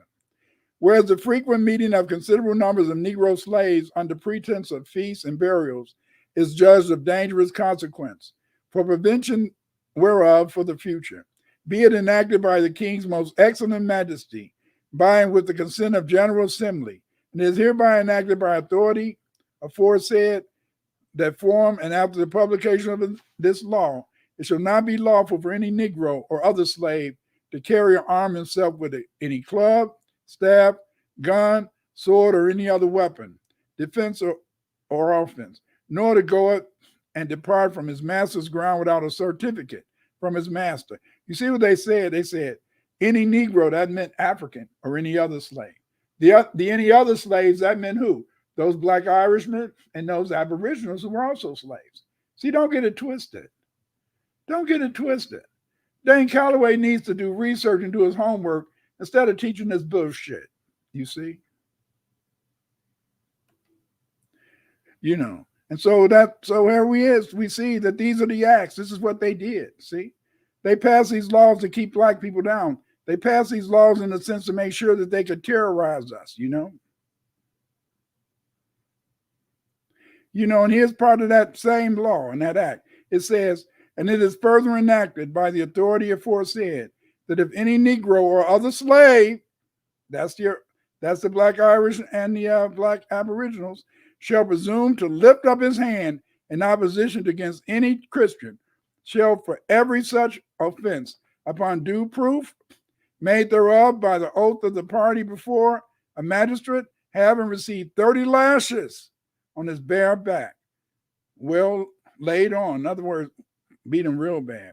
And is hereby further enacted by the authority aforesaid that if any Negro or other slave shall absent himself from his master's service. See how they say it? See?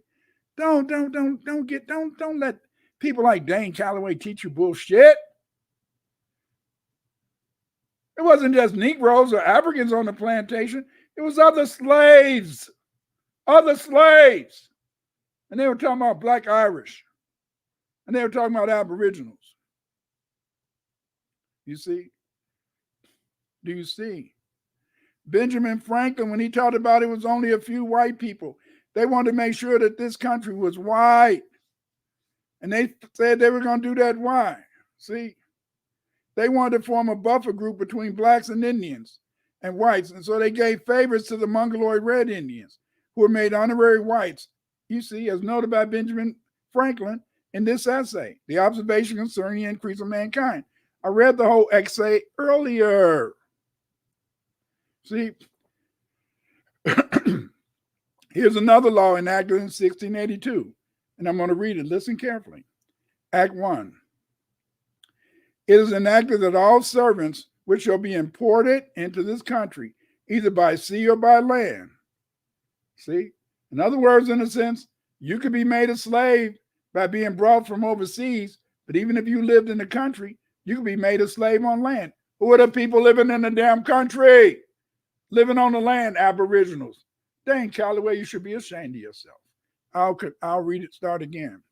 It is enacted that all servants which sick shall be imported into this country either by sea or by land, whether Negroes, Moors, Muslim North Africans, mulattoes, or Indians, who and whose parentage and native countries are not Christian at the time of their first purchase by some Christian, and all Indians, which shall be sold by our neighboring Indians, or any other trafficking with such for slaves, are hereby adjudged, deemed, and taken to be slaves to all intents and purposes, any law, use, or custom to the contrary notwithstanding. Dang, Calloway, here's the fucking damn laws.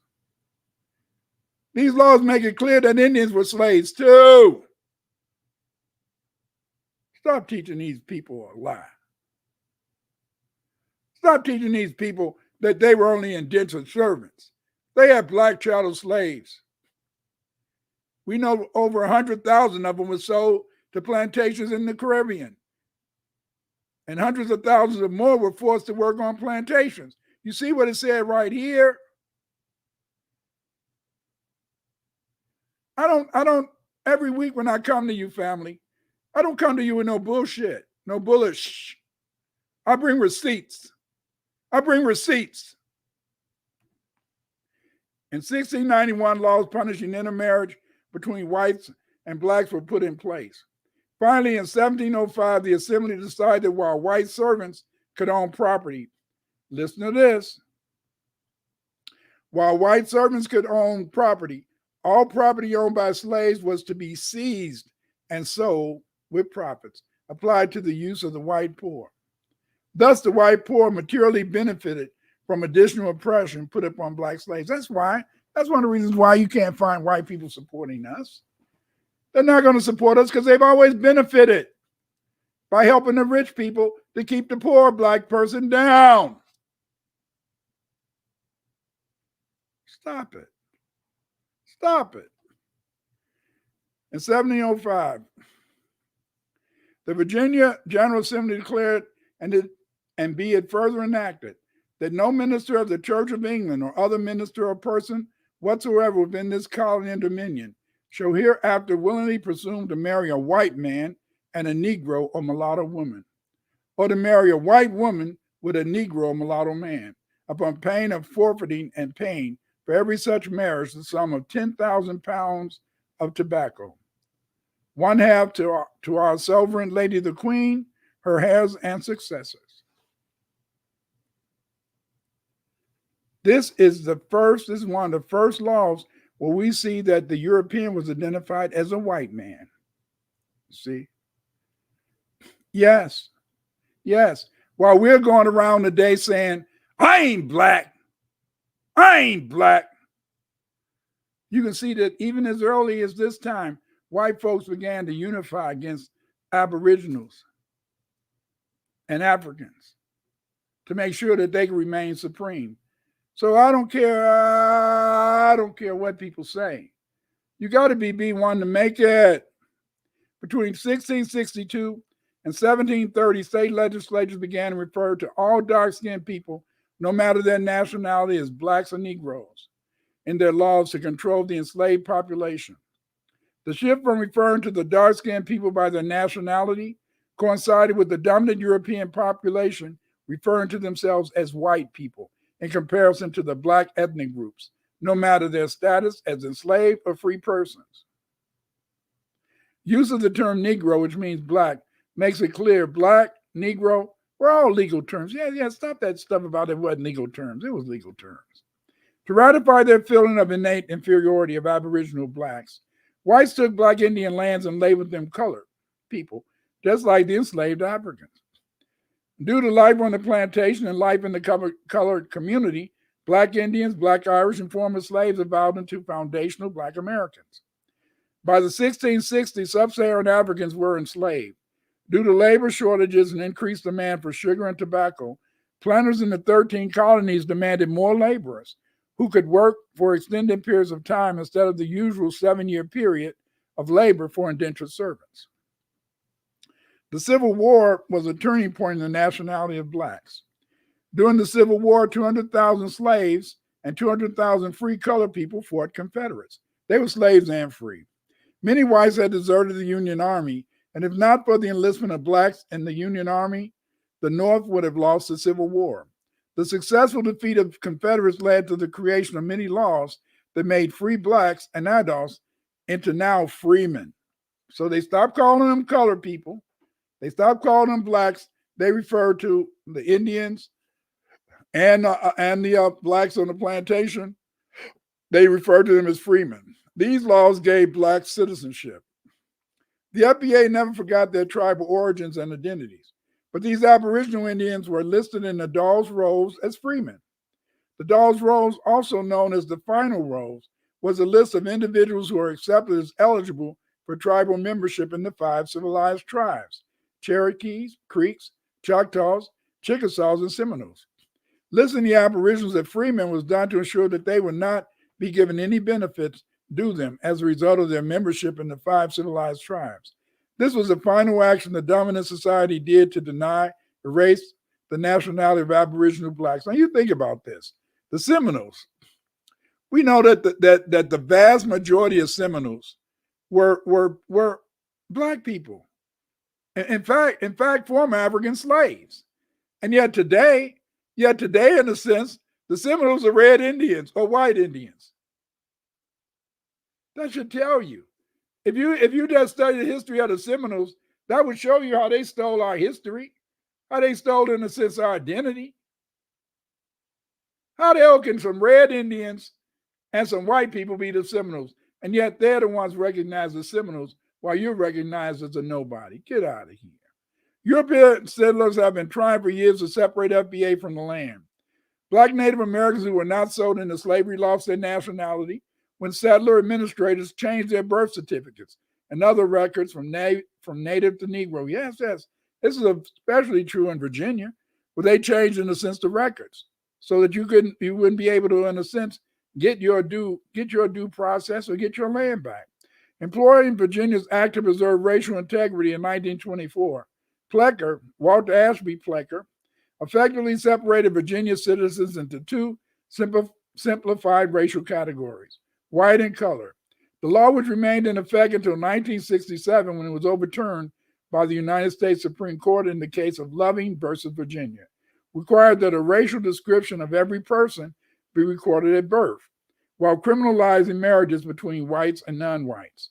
Although people like Plecker sought to divorce us from the land, FBA have continued to teach their children a love of the land and nature generally. I know when I was growing up, my father, he took us out and he would rent land every summer, and we would grow crops out in the suburbs. He also had guns, and he to teach us how to hunt. He taught me how to clean squirrels, how to season the squirrels, get the wildness out, how to take the fur off and all that type of good stuff. Because yes, our parents used to teach us, in a sense, survival skills that we learned as being Aboriginal people. It is obvious that there are many very dark-skinned Europeans who resemble Africans, but in colonial times, populations were identified pursuant to their nationality, not phenotype. Thusly, blacks were defined as being Negro, African ancestry up until the 18th century. Europeans, on the other hand, no matter their skin color, were white based on their European nationality. As a result, although researchers claim the recognition of white folks began after the Bacon Rebellion, the historical evidence indicates that the actual application of the term white people, white man, did not appear in law until 1705. By the 1660s, sub-Saharan Africans were enslaved. Due to labor shortages and increased demand for sugar and tobacco planters, the 13 colonies demanded more laborers who could work for extended periods of time instead of the usual 7-year period of labor for indentured servants.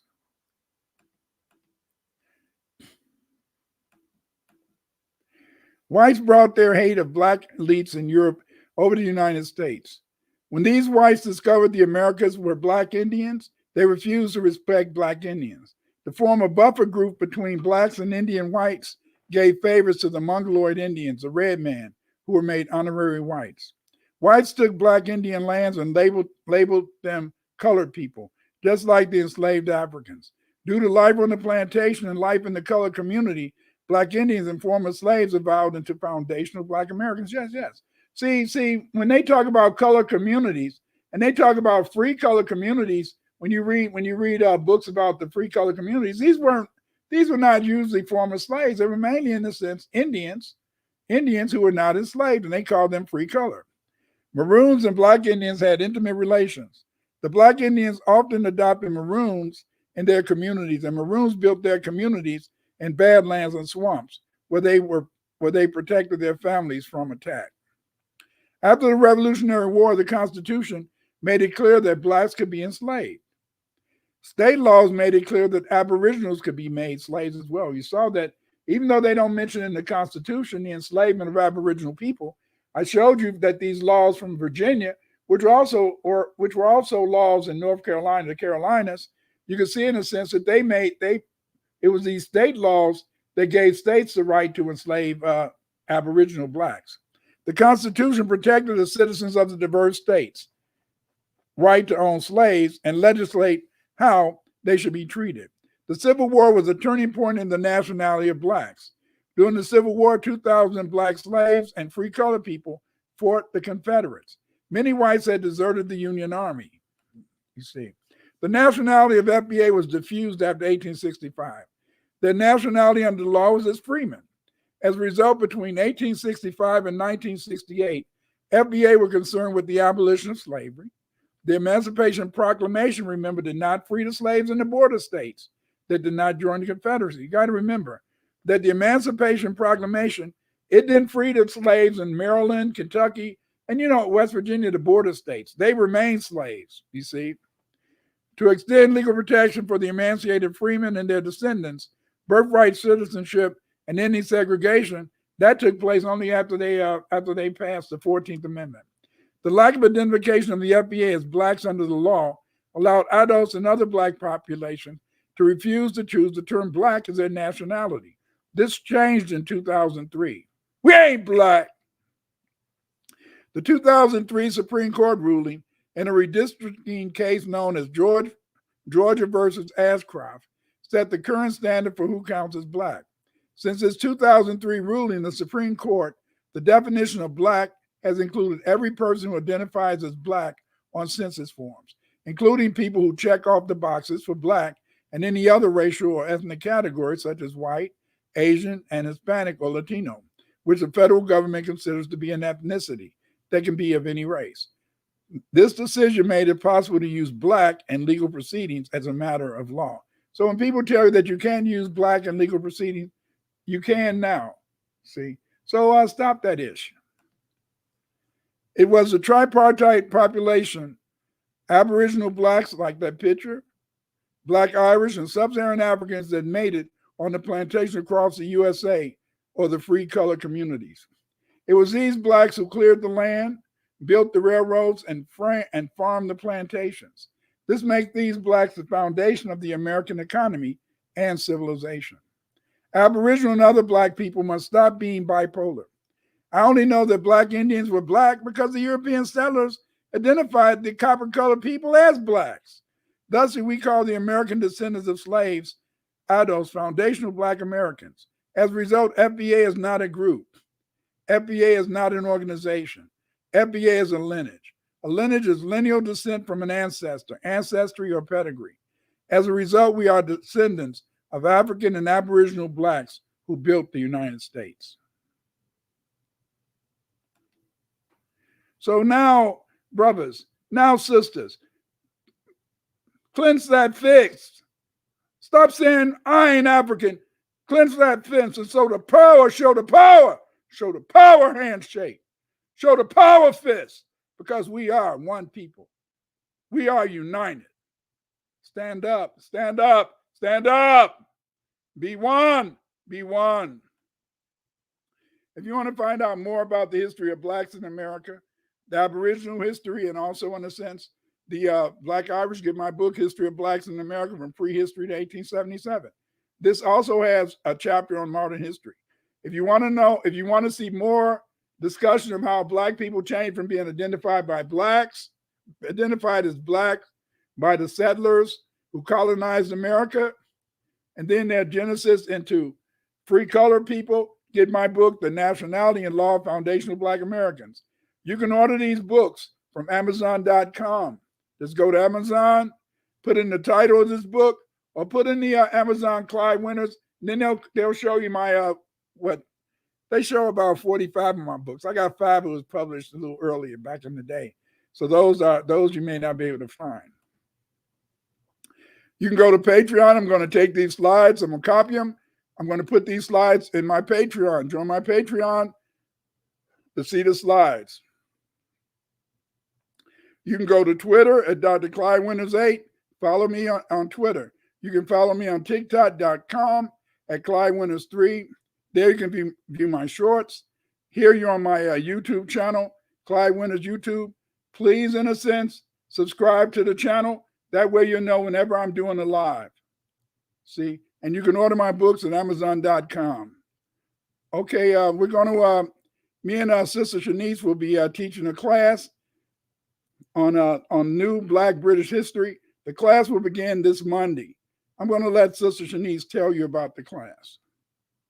Join Master Teacher Dr. Clyde Winters from the USA and Sister Shanice on an epic journey through hidden chapters of important Black African history in Britain. Brace yourself for an epic journey into uncharted territories with this up-and-coming, groundbreaking online study course. Who is it for? If you are an African history enthusiast, if you are looking for Black history material as an educationalist, if you are a parent homeschooling your children about Black British history and want to broaden their curriculum with knowledge that they're not going to acquire in the mainstream, then this course is for you. Black people in Britain have a greater belonging to Britain and the British Isles than you could imagine. Seize your spot on this pioneering course and be part of resurrecting our true history. Starting 22nd of January from 7:30 to 9:30 p.m. Fee £199 and installment payment options are available. For more information, visit sistershanice.gumroad.com. Sister, S-I-S-T-A, Shanice.gumroad.com. Okay, register now for the class, and hopefully I'll see you this Monday evening. When we're talking about 7:30 to 9:30, that's UK time. 7:30 to 9:30, that's UK time. In the United States, instead of it being 7:30, it's going to be 12:30 Central Time, 1:30 Eastern Time. So remember that when we're talking about 7:30 to 9:30, we're talking about UK time. Okay, join me this Sunday This Sunday, me and Yoshimad, we're going to be doing another Then and Now. And on this Then and Now, we're going to talk about dating. And we're going to talk about, the FBA date night. We're going to talk about how dating was back in the day and how dating is today. Dating is kind of controversial today because many people are having a question about who's the prize. Some people say it's the woman. Other people say it's the man. We're going to break down this whole idea of dating back in the day and, in a sense, today. Join me with a glass of wine. Please, please. Join me with a glass of wine Sunday night. Don't be square. I want to see you there. Okay, B1. Black First, hug your honey. Hug your child. Hug your friend. B1, Black First. Don't be like those daggone Aboriginals who fought each other and the white man took our land from us. Okay, Yoshimad offers services that can make your website, your business, your advertisements. Yoshimad can make them in a sense so you can make money. The man is a genius. Let's see this tape so you'll understand what he offers. At Yoshimad Productions, we're here to take your brand and creativity to new heights. From EPKs to AI commercials, animated music commercials to animated AI bios, book covers to picture flyers, and so much more, we've got you covered. Our team is dedicated to delivering high-quality, cutting-edge designs that leave a lasting impression. And for our valued clients, we offer exceptional creativity, a customer-centric approach, and work that reflects the latest trends and technologies. Just about making art, we're about creating experiences. Your brand, your vision, our artistry. Professionalism and reliability are the cornerstones of everything we do. We're more than a service, we're your creative partners. If you're ready to make your brand shine, look no further than Yoshimad Productions.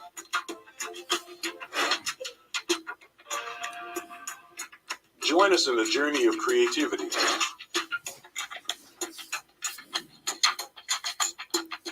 Contact us today and let's make your vision a reality. Okay, check him out. Check out the genius. Again, thank you. And, we're foundational Black Americans. Hold up that fist, make that fist and hold that fist tight and understand that we're one people. We're one people. Be one, baby. Be one. Thank you.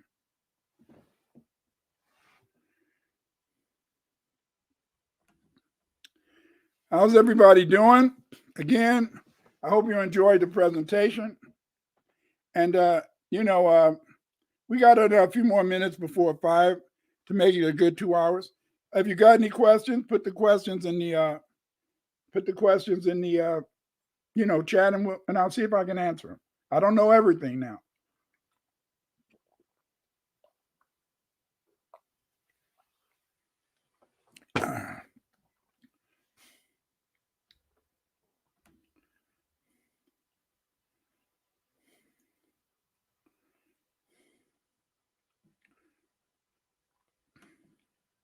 Okay, Kudu, what up, Kudu?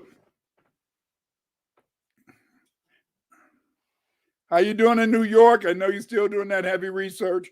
Kudu is a researcher. Kudu, in a sense, is a very important brother. Why is he important? Because he's doing research for you and he's teaching our children. See, Kudu is teaching our children, and that is very important because he's going to make it so that they'll know who they are, where they're going, and they can be really happy and become more. Like Kudu said, yes, Martin Luther King was one of the men, women who led the way. Yes, he led the way. You see, he said we was coming to get our check, and they shot the brother. Yes, sirs. Yes, sirs. That's why we are not leaders. There are no leaders today. We have to follow the code. See, the code. And the code is what? The code is that everybody got to be the leader. Everybody, in a sense, had to stand up. Everybody had to be B1. Don't be a leader because, see, they have a way of getting rid of leaders. If everybody, in a sense, is unified and everybody want to have something, then we can't help but progress. Okay, let's see what she says. Okay, here's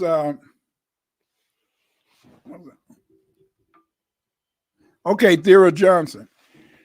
Elder, please look up what happened to Black American reparationists Marcel Dixon and Black Alpha, who were thrown out of an NAACP event in South Carolina on MLK Day that the Dems put on. It was a disgrace. It was a disgrace because, see, they wanted to support the Palestinians. And instead of supporting ourselves, as I said, is that we don't have really any people to stand up to us, stand up for us. You know, the NAACP and these other organizations, we know that when they met with President Biden in December 2020, that he told them that they better step in line. So this is no surprise, and yet we have to, in a sense, think about reparations, and we're gonna get our reparations. See, we're gonna get our reparations. You see, I know you guys said, listen to this old igger. Yes, I'm an old igger, but I tell you this: we're gonna get our reparations. We're gonna get our check. See, and the reason we're gonna get our check is that many people are on code today. You even see Black Republicans even talking about they want a check too. So we're gonna get our reparations. See, they can fight it, but I mean, hey, we're gonna get our check. You see. Yoshimod. Yes, Yoshimod said, I got that book. I'm reading this Olmec book right now. Tight. Yes, read my book. And the thing is, this is that Yoshimod made a cover for my hardback edition. The paperback, it has a different cover from the hardback, because the cover for the hardback was done by in a sense, Yoshimod.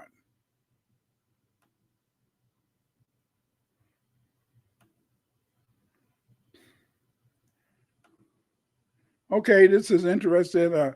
Clyde, which way are you going? I'm going a straight path. Hopefully, the path in the sense to Black unity.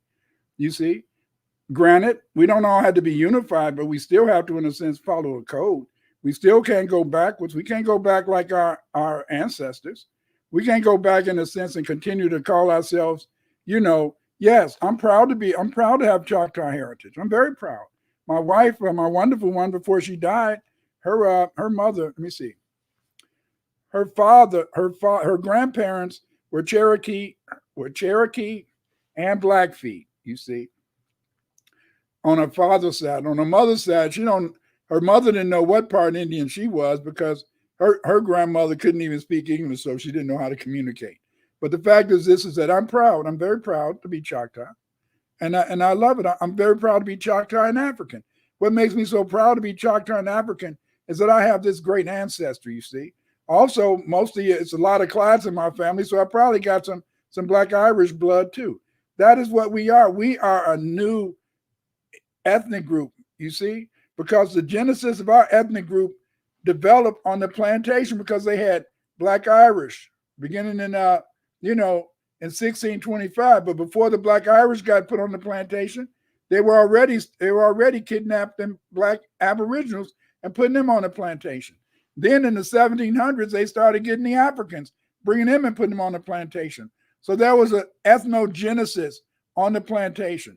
And this ethnogenesis involved the mating of Black Irish, Aboriginals, and Africans into who we are today, foundational Black Americans, you see? See, I'm not going to just go to one nationality and say, oh, I got ID way. Oh, give me the ID way. I'm not going to say, oh, then I'm just Choctaw. I'm not going to say I'm just African. I'm foundational Black American. Foundational Black American is not a group. It's a lineage. And this lineage is based upon my ethnogenesis, our ethnogenesis. You see? Have you ever wondered? Look at this. Our Jamaican brothers, they're a little bit confused, you see. But we are unique people. We are unique people because we bring the greatness of the Black Irish. We bring the greatness of our Aboriginal ancestors, even in Jamaica, and in a sense, our African ancestors. These were the best. These were prisoners of war. They were kidnapped. They fought wars. They tried to fight to save themselves from being enslaved. We didn't come over here willingly. If we came from Africa, we didn't come over here willingly when they took us from damn Ireland and Scotland. We didn't come over here willingly when they took us off our communities over here in the United States. We are prisoners of war. That's who I am.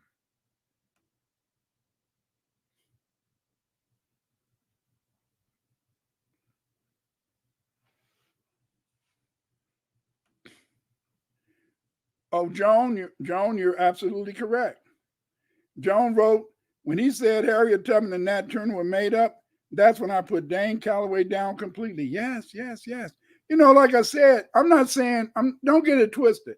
I'm not saying that Dane Calloway is, in a sense, an agent of the United States. I'm not saying he's an agent of, in a sense, white folks. What I'm saying is that Dane Calloway, he means well by saying that we should go back and reclaim our nationality. When do we ever lose our nationality? I'm 73 years old. I've been knowing I was a Choctaw all my fucking life. All my life. I'm sorry. All my life. I cuss too much. I'm not gonna deny I cuss too much. But I've been knowing I've been a damn Choctaw all my life, and I'm 73 years old. So how is just going around trying to declare that I'm Choctaw and I'm better than everybody else? What does that do for me? It does nothing for me. See? It does nothing for me. I can be proud of all my heritages. See, I grew up and I wonder how the hell my daddy get the name Zenobia. What the hell is this ish? You know, I tried to find it in Zenobia in the African language because I studied African history. I couldn't find it there. You see, then I always wonder why I got all these grandparents and named Clyde. How the hell they call me Clyde? How the hell I get the name Clyde? And you go to Mississippi, you're going to find Clydes all over the place. Why? Because most of us are descendants of those black Irish. And then they talking about, oh, all the light-skinned black people. Oh, they all came from the white man. That's a damn lie, too. A lot of us already come over here light-skinned. See, you better not get it twisted. They didn't rape every damn black woman. Everybody that's light-skinned is not light-skinned because they great grandmama was raped by a white man. That's a damn lie. We already had that damn skin tone. The European just want to make you think that he made you every way you are. You think about this, the way he hate us, the way he don't want to share nothing with us. Do you really think that European would have allowed us to use his damn surname? Hell no. They didn't like us like that.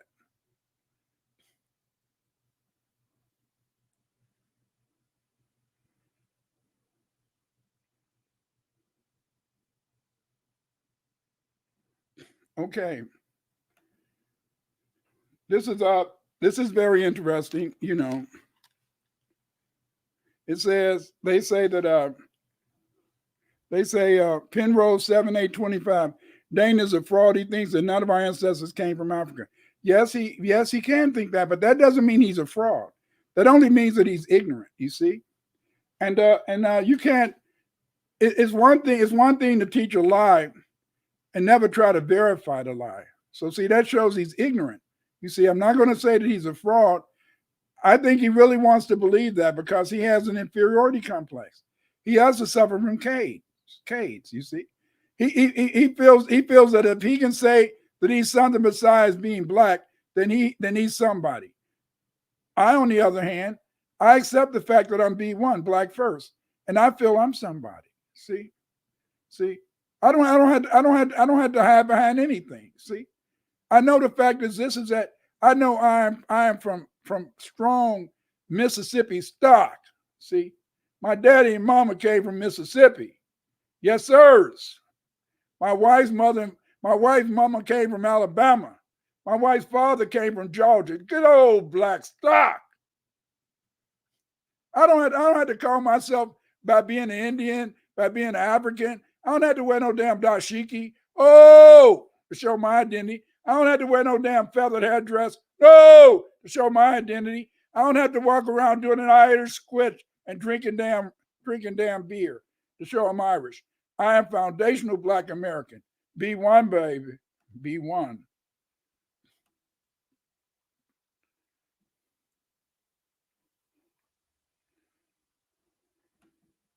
Correct. Penrose, Black Cherokee. Nothing wrong with being proud. Be proud. Be proud, but don't just use it as a way to look down on other people. See? Great Yachty. Black isn't anachronism. Black is not a Native American language. So Noah was black before English colonization. Hell, they weren't black, but they identified them. They identified them as black. So what does it matter? So what does it matter? You call black today, and then the Native American language. What Native American language do you know? The Okanese language, which was the lingua franca that black people spoke in from North Carolina to Virginia and Mississippi. That language is based on the Mandingo language. That's the Mandingo language. Do your research, baby. I'm telling you guys. I'm coming out with that book, The History, Culture of Black People. I'm going to talk about our languages. I'm going to talk about the pyramids we built. I'm going to talk about the stone roads. See, I'm getting tired. I see these people every day. A lot of these people, they be on TV and they be having videos and they be talking about the oh, we're Black Indians. Yeah, but instead of them talking about our history, maybe I'm a little selfish. Instead of them talking about our history as being Aboriginals in North America, they always talk about the pyramids down in Mexico or the pyramids in Brazil, or they talk about something down in Mexico. Then they run back up here, but they mainly concentrating on there. My book is going to concentrate on our civilization here. See, we are a unique people. You know, we are unique people. Giz Yachty. So Giz Yachty, I used to I studied Giz back in the day. In fact, it was my study of Giz that allowed me to be able to translate some of the inscriptions that some of the exumites. You didn't know, did you? I bet you didn't know, Yachty, that exumites used to rule much of Brazil, and that the so-called Moshi people, their god is called by the same name as the exumites. Yes. Get my book, African Civilizations in Ancient America. I talk about the Giaz and all those down in South America. See, people like to think that Black people have just been in one place. We didn't just hang around and we didn't just hang around in Africa. We didn't just walk everywhere. We got on boats. And we sailed around the damn world. Here's an interesting comment. Okay, Joan says, could this, I'm sorry, I always want to say Joan is Joan. Could this reawakening of Aboriginal identity be a necessary transition for our recovery from Cades to lead to our acceptance of our ethnogenesis as FBA B1? Yes, in a way it could, but it's to have pride again. Because see, I was told, I knew back when I was in high school that I was Choctaw, and that I went to school and I did a survey at DuSable High School back in 1968, and about 60% of the people said they had Indian heritage and stuff. But I didn't really play up being a Choctaw because I mean, hell, they always had it looked like that the American Indians always lost. They always had the Westerns and the cavalry and all that type of stuff. So I concentrated on studying African civilizations because I felt that, hey, we could look at Malay and all that type of stuff, Songhay and all that. But see, later in life, I started seeing that was wrong, that I should be proud of my heritage as a Choctaw. So I've been doing more research so that we can see our own groundings. That's why I wrote the book, We Are Not Just Africans. But this new book, Joan, when this new book comes out, this new book is going to break down the castles we built over here, the stone roads we built over here. You see the pyramids we built over here, our civilization, our culture. Because see, it's time that we stop looking towards Mexico and looking towards Brazil to try to, latch onto their history. And we got our own great history here in the United States. You see, we got our own great history as Aboriginals in this state, in this country, and I'm going to show that too. Excellent, Sister Shanice. You're right. Knowledge is power. Thanks for empowering us every week. Thank you for coming here. Thank you, in a sense, for sharing your knowledge with the other people in the chat.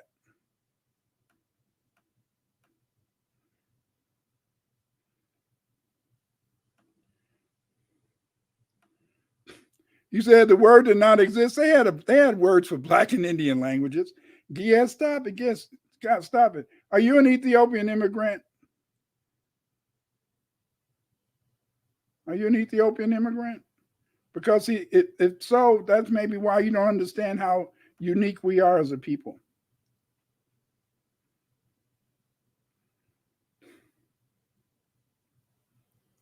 Okay, here's something from Kudu. I'm still reading Lenny Srivanathan's Desi. Also reading Levine's Black Culture and Black Consciousness. Your recent lecture presentation. You know, Lenny Srivanathan, she's got some good stuff. She's the one who helped me discover the Sioux Empire. I didn't even know that Emperor Nahisi of Egypt was also ruling parts of ancient India and parts of Elam. So she's got a very. I wish somebody could really go into it and really break it down, but she does so much. Okay, Joan says my grandmother came from Alabama. Oh yeah, cuz Alabama people, they're about the business.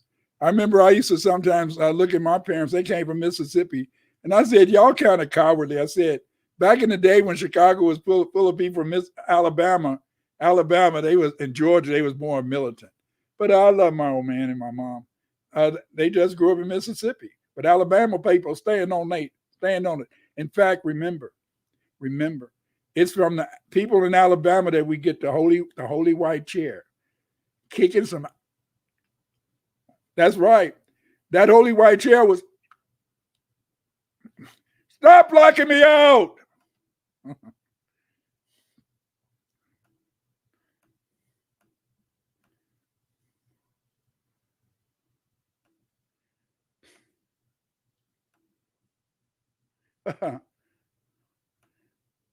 You're right. Sisika Nitsitapi. Blackfoot are real. They are real people, but do you know that they claim that there's no Blackfeet in the United States? They claim that the only Blackfeet in the sense that they live in Canada. They claim that I remember Dr. Shorty always asked me, Clyde, what happened?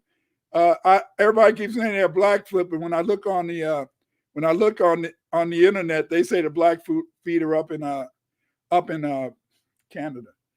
It's not that. It's just that what happened is that after the Civil War, many of the Blackfeet they joined in a sense the British and went to Canada, and now they again in a sense now they've been dominated by Mongoloid Indians. See, what happened is that the white man, what he did is that he did this, is that as he destroyed African as he destroyed in a sense Aboriginal tribes and took away their heritage, he would tell red people to go to different parts of the country and pretend that they were that Indian tribe that used to live there. See, every time a Black Indian tribe they said they died out, they didn't really die out. They would just start to label them in a sense, start to label them as free colored people. Then they would get some red Indians and let them adopt our heritage. That's why today you find these red Indians who are supposed to be Seminoles, supposed to be Choctaw. They even got a white Choctaw chief out in Oklahoma. So it's all bullish. See, but that whole thing about the Blackfeet, one day I'm going to really I might do to let people understand what happened. Okay, why did those African people from Ireland have non-African names such as Winters, McCoy, etc.? Because what is an African name? Let me see. You got to understand in a sense that these are just English. These are just English modifications. Many of these names go back. To Africa, but it's a little complicated.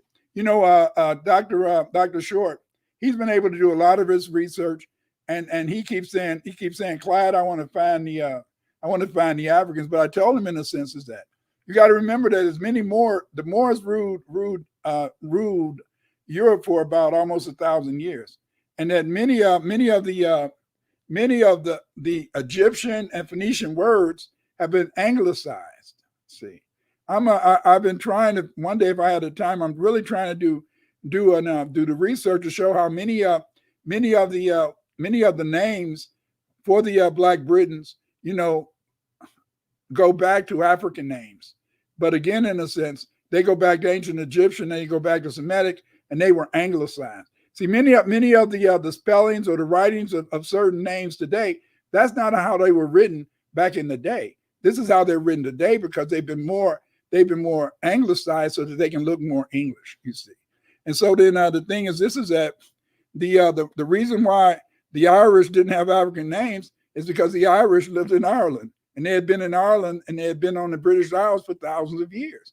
Remember the Egyptians, the Egyptians and Phoenicians, they've been in England for what, about 1,000, at least about 3,000 years. And so the names would change over time. And so that's how Winters, McCoy, and all that got to be in a sense what we would call anglicized names.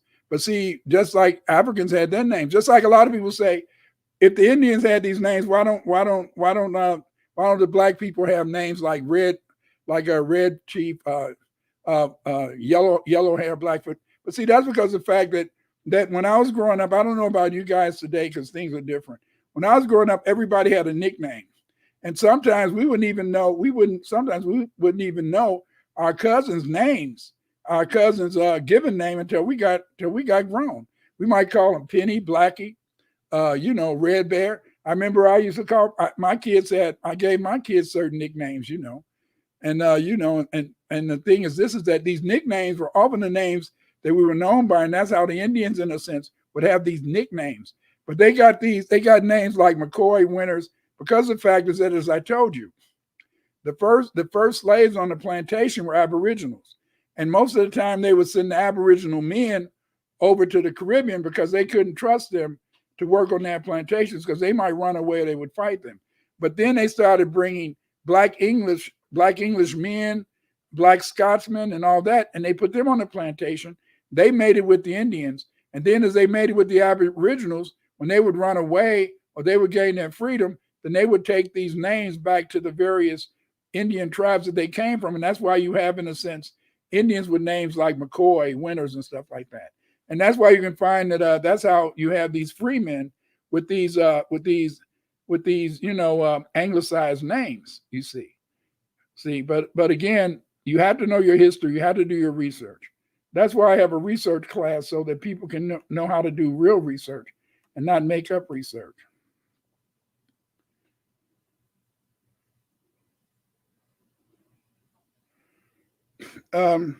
Okay, great, Giz Yadi.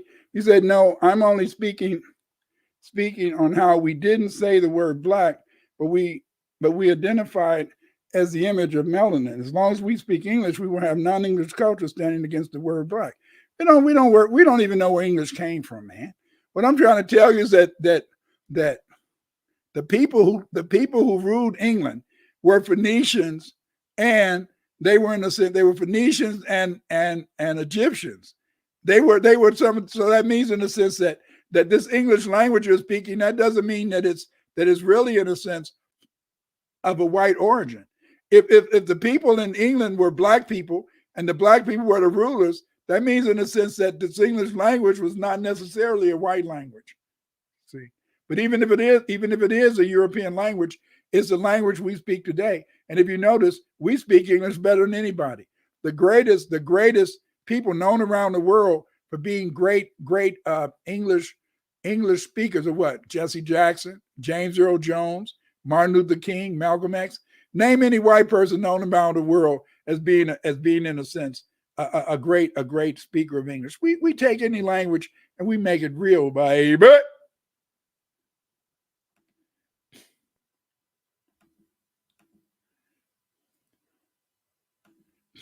Okay, again, Okay, this is what D from New York City says. FBA people consist of Black Aboriginals in America, Black explorers that traveled causing back and forth from Africa, trade with the Black Aboriginals, and finally the enslaved Black Africans they got captured. It kind of it's a little bit more complicated because see what you find is that it wasn't just African explorers. We find that in California, many of the Black tribes in California, some of their ancestors came from the from Melanesia, Fiji, and stuff like that. And we know the Fijians, as brought up by Tariq Nasheed. Tariq didn't really know the name, but most of the Fijians they claimed that they came from Tanzania, you see, in East Africa. And see, the point is this: is that yes, the Phoenicians, not the Phoenicians, but the Melanesians and the Polynesians and people like that came from the Pacific. They settled in California, so it was much more complicated. But the most important thing I want you to remember is that Black people did not travel all around the world by just walking. Often, in a sense, they traveled by using boats. Okay, so okay, it's after 5 o'clock, so I'll kind of end everything now.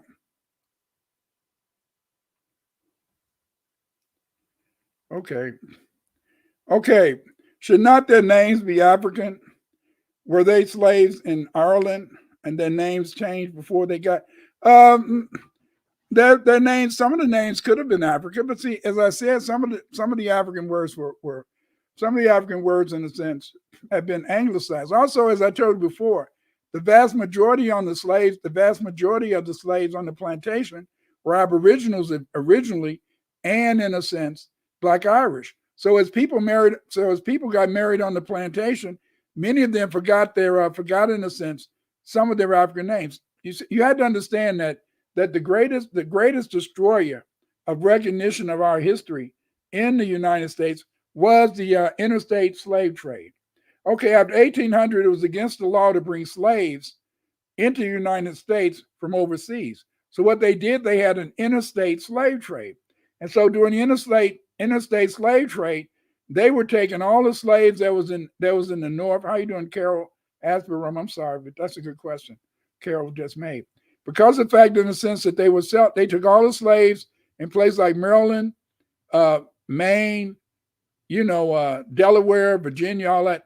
They took slaves from there and they sold them to work on plantations in places like Mississippi, Alabama, the Deep South. And what happened is that often the research shows that the average slave that was sold from the North to the Deep South usually was sold by the age of 5 years old. So being 5 years old, naturally, they wouldn't really understand a lot about their culture, a lot about their history. The only reason that many of us know anything about our ancestry is because of the fact that sometimes the white man, he would keep a Black woman on his plantation longer than he would keep Black men. And that's one of the reasons why we find, in a sense, that most of our history is relayed to us by our grandmoms and our aunties. It's our grandmoms and aunties who in a sense, because they were more stable on the plantations, they're the ones who give us knowledge about our prior history, you see. So it's kind of complicated. But that's one of the reasons why you don't find the African names so much. But then some of these names are anglicized, and that's why I've been talking to Dr. Short, so we can one day maybe try to bring this stuff together.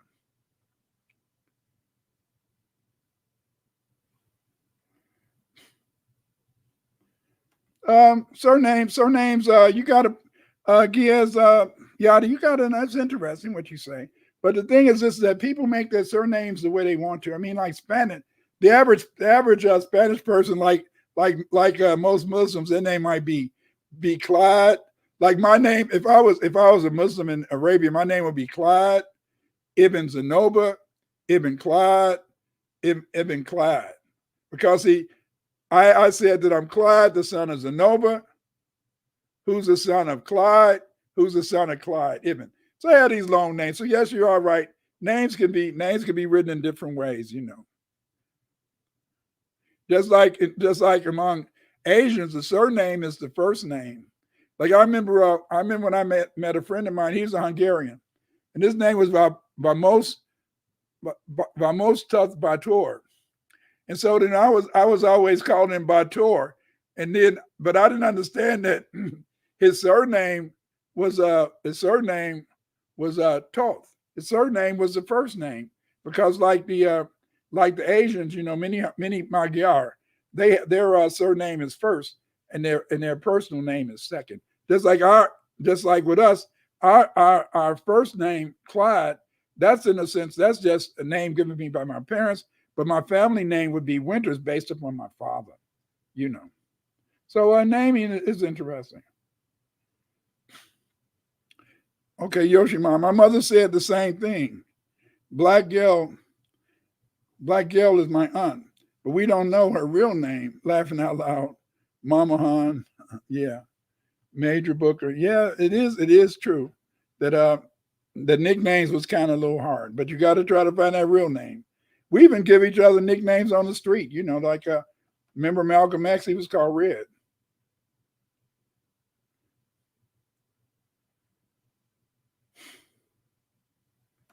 Okay, Primrose 7825 says that they believe Sambos like Dane because they don't study and research for themselves. That's true. Most people don't study or research for themselves. Most people don't know how to do the research. But sometimes by just reading, you can learn more about your history and stuff. That's a good point. Okay.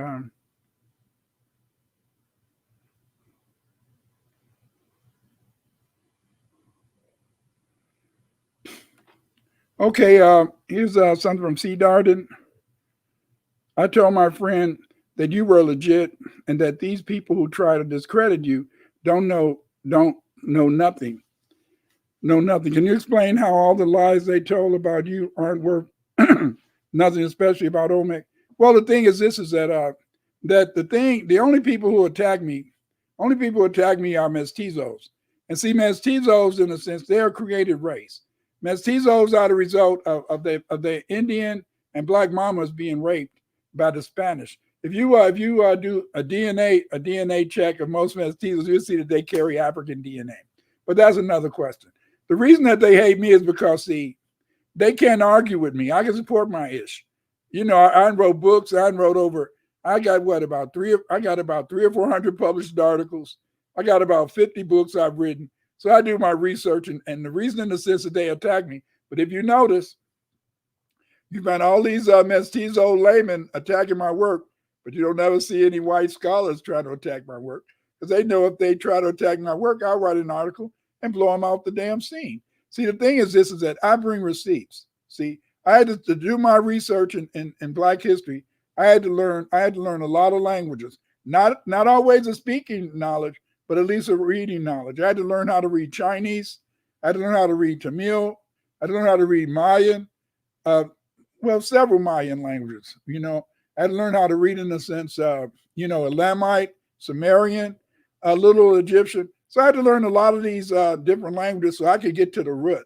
I wanted to get to, in a sense, finding out what they were all about. So a lot of people, they try to discredit me. But like I said, if you notice, they don't publish any articles to prove that I'm wrong.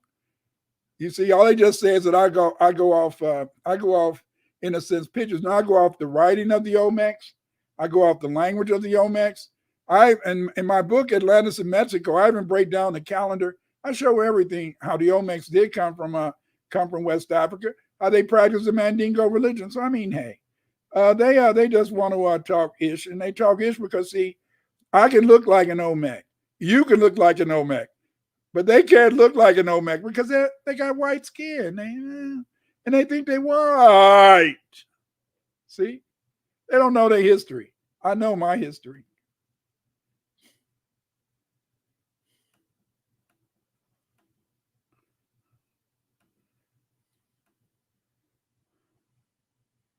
Okay, again, I want to thank everybody for showing up.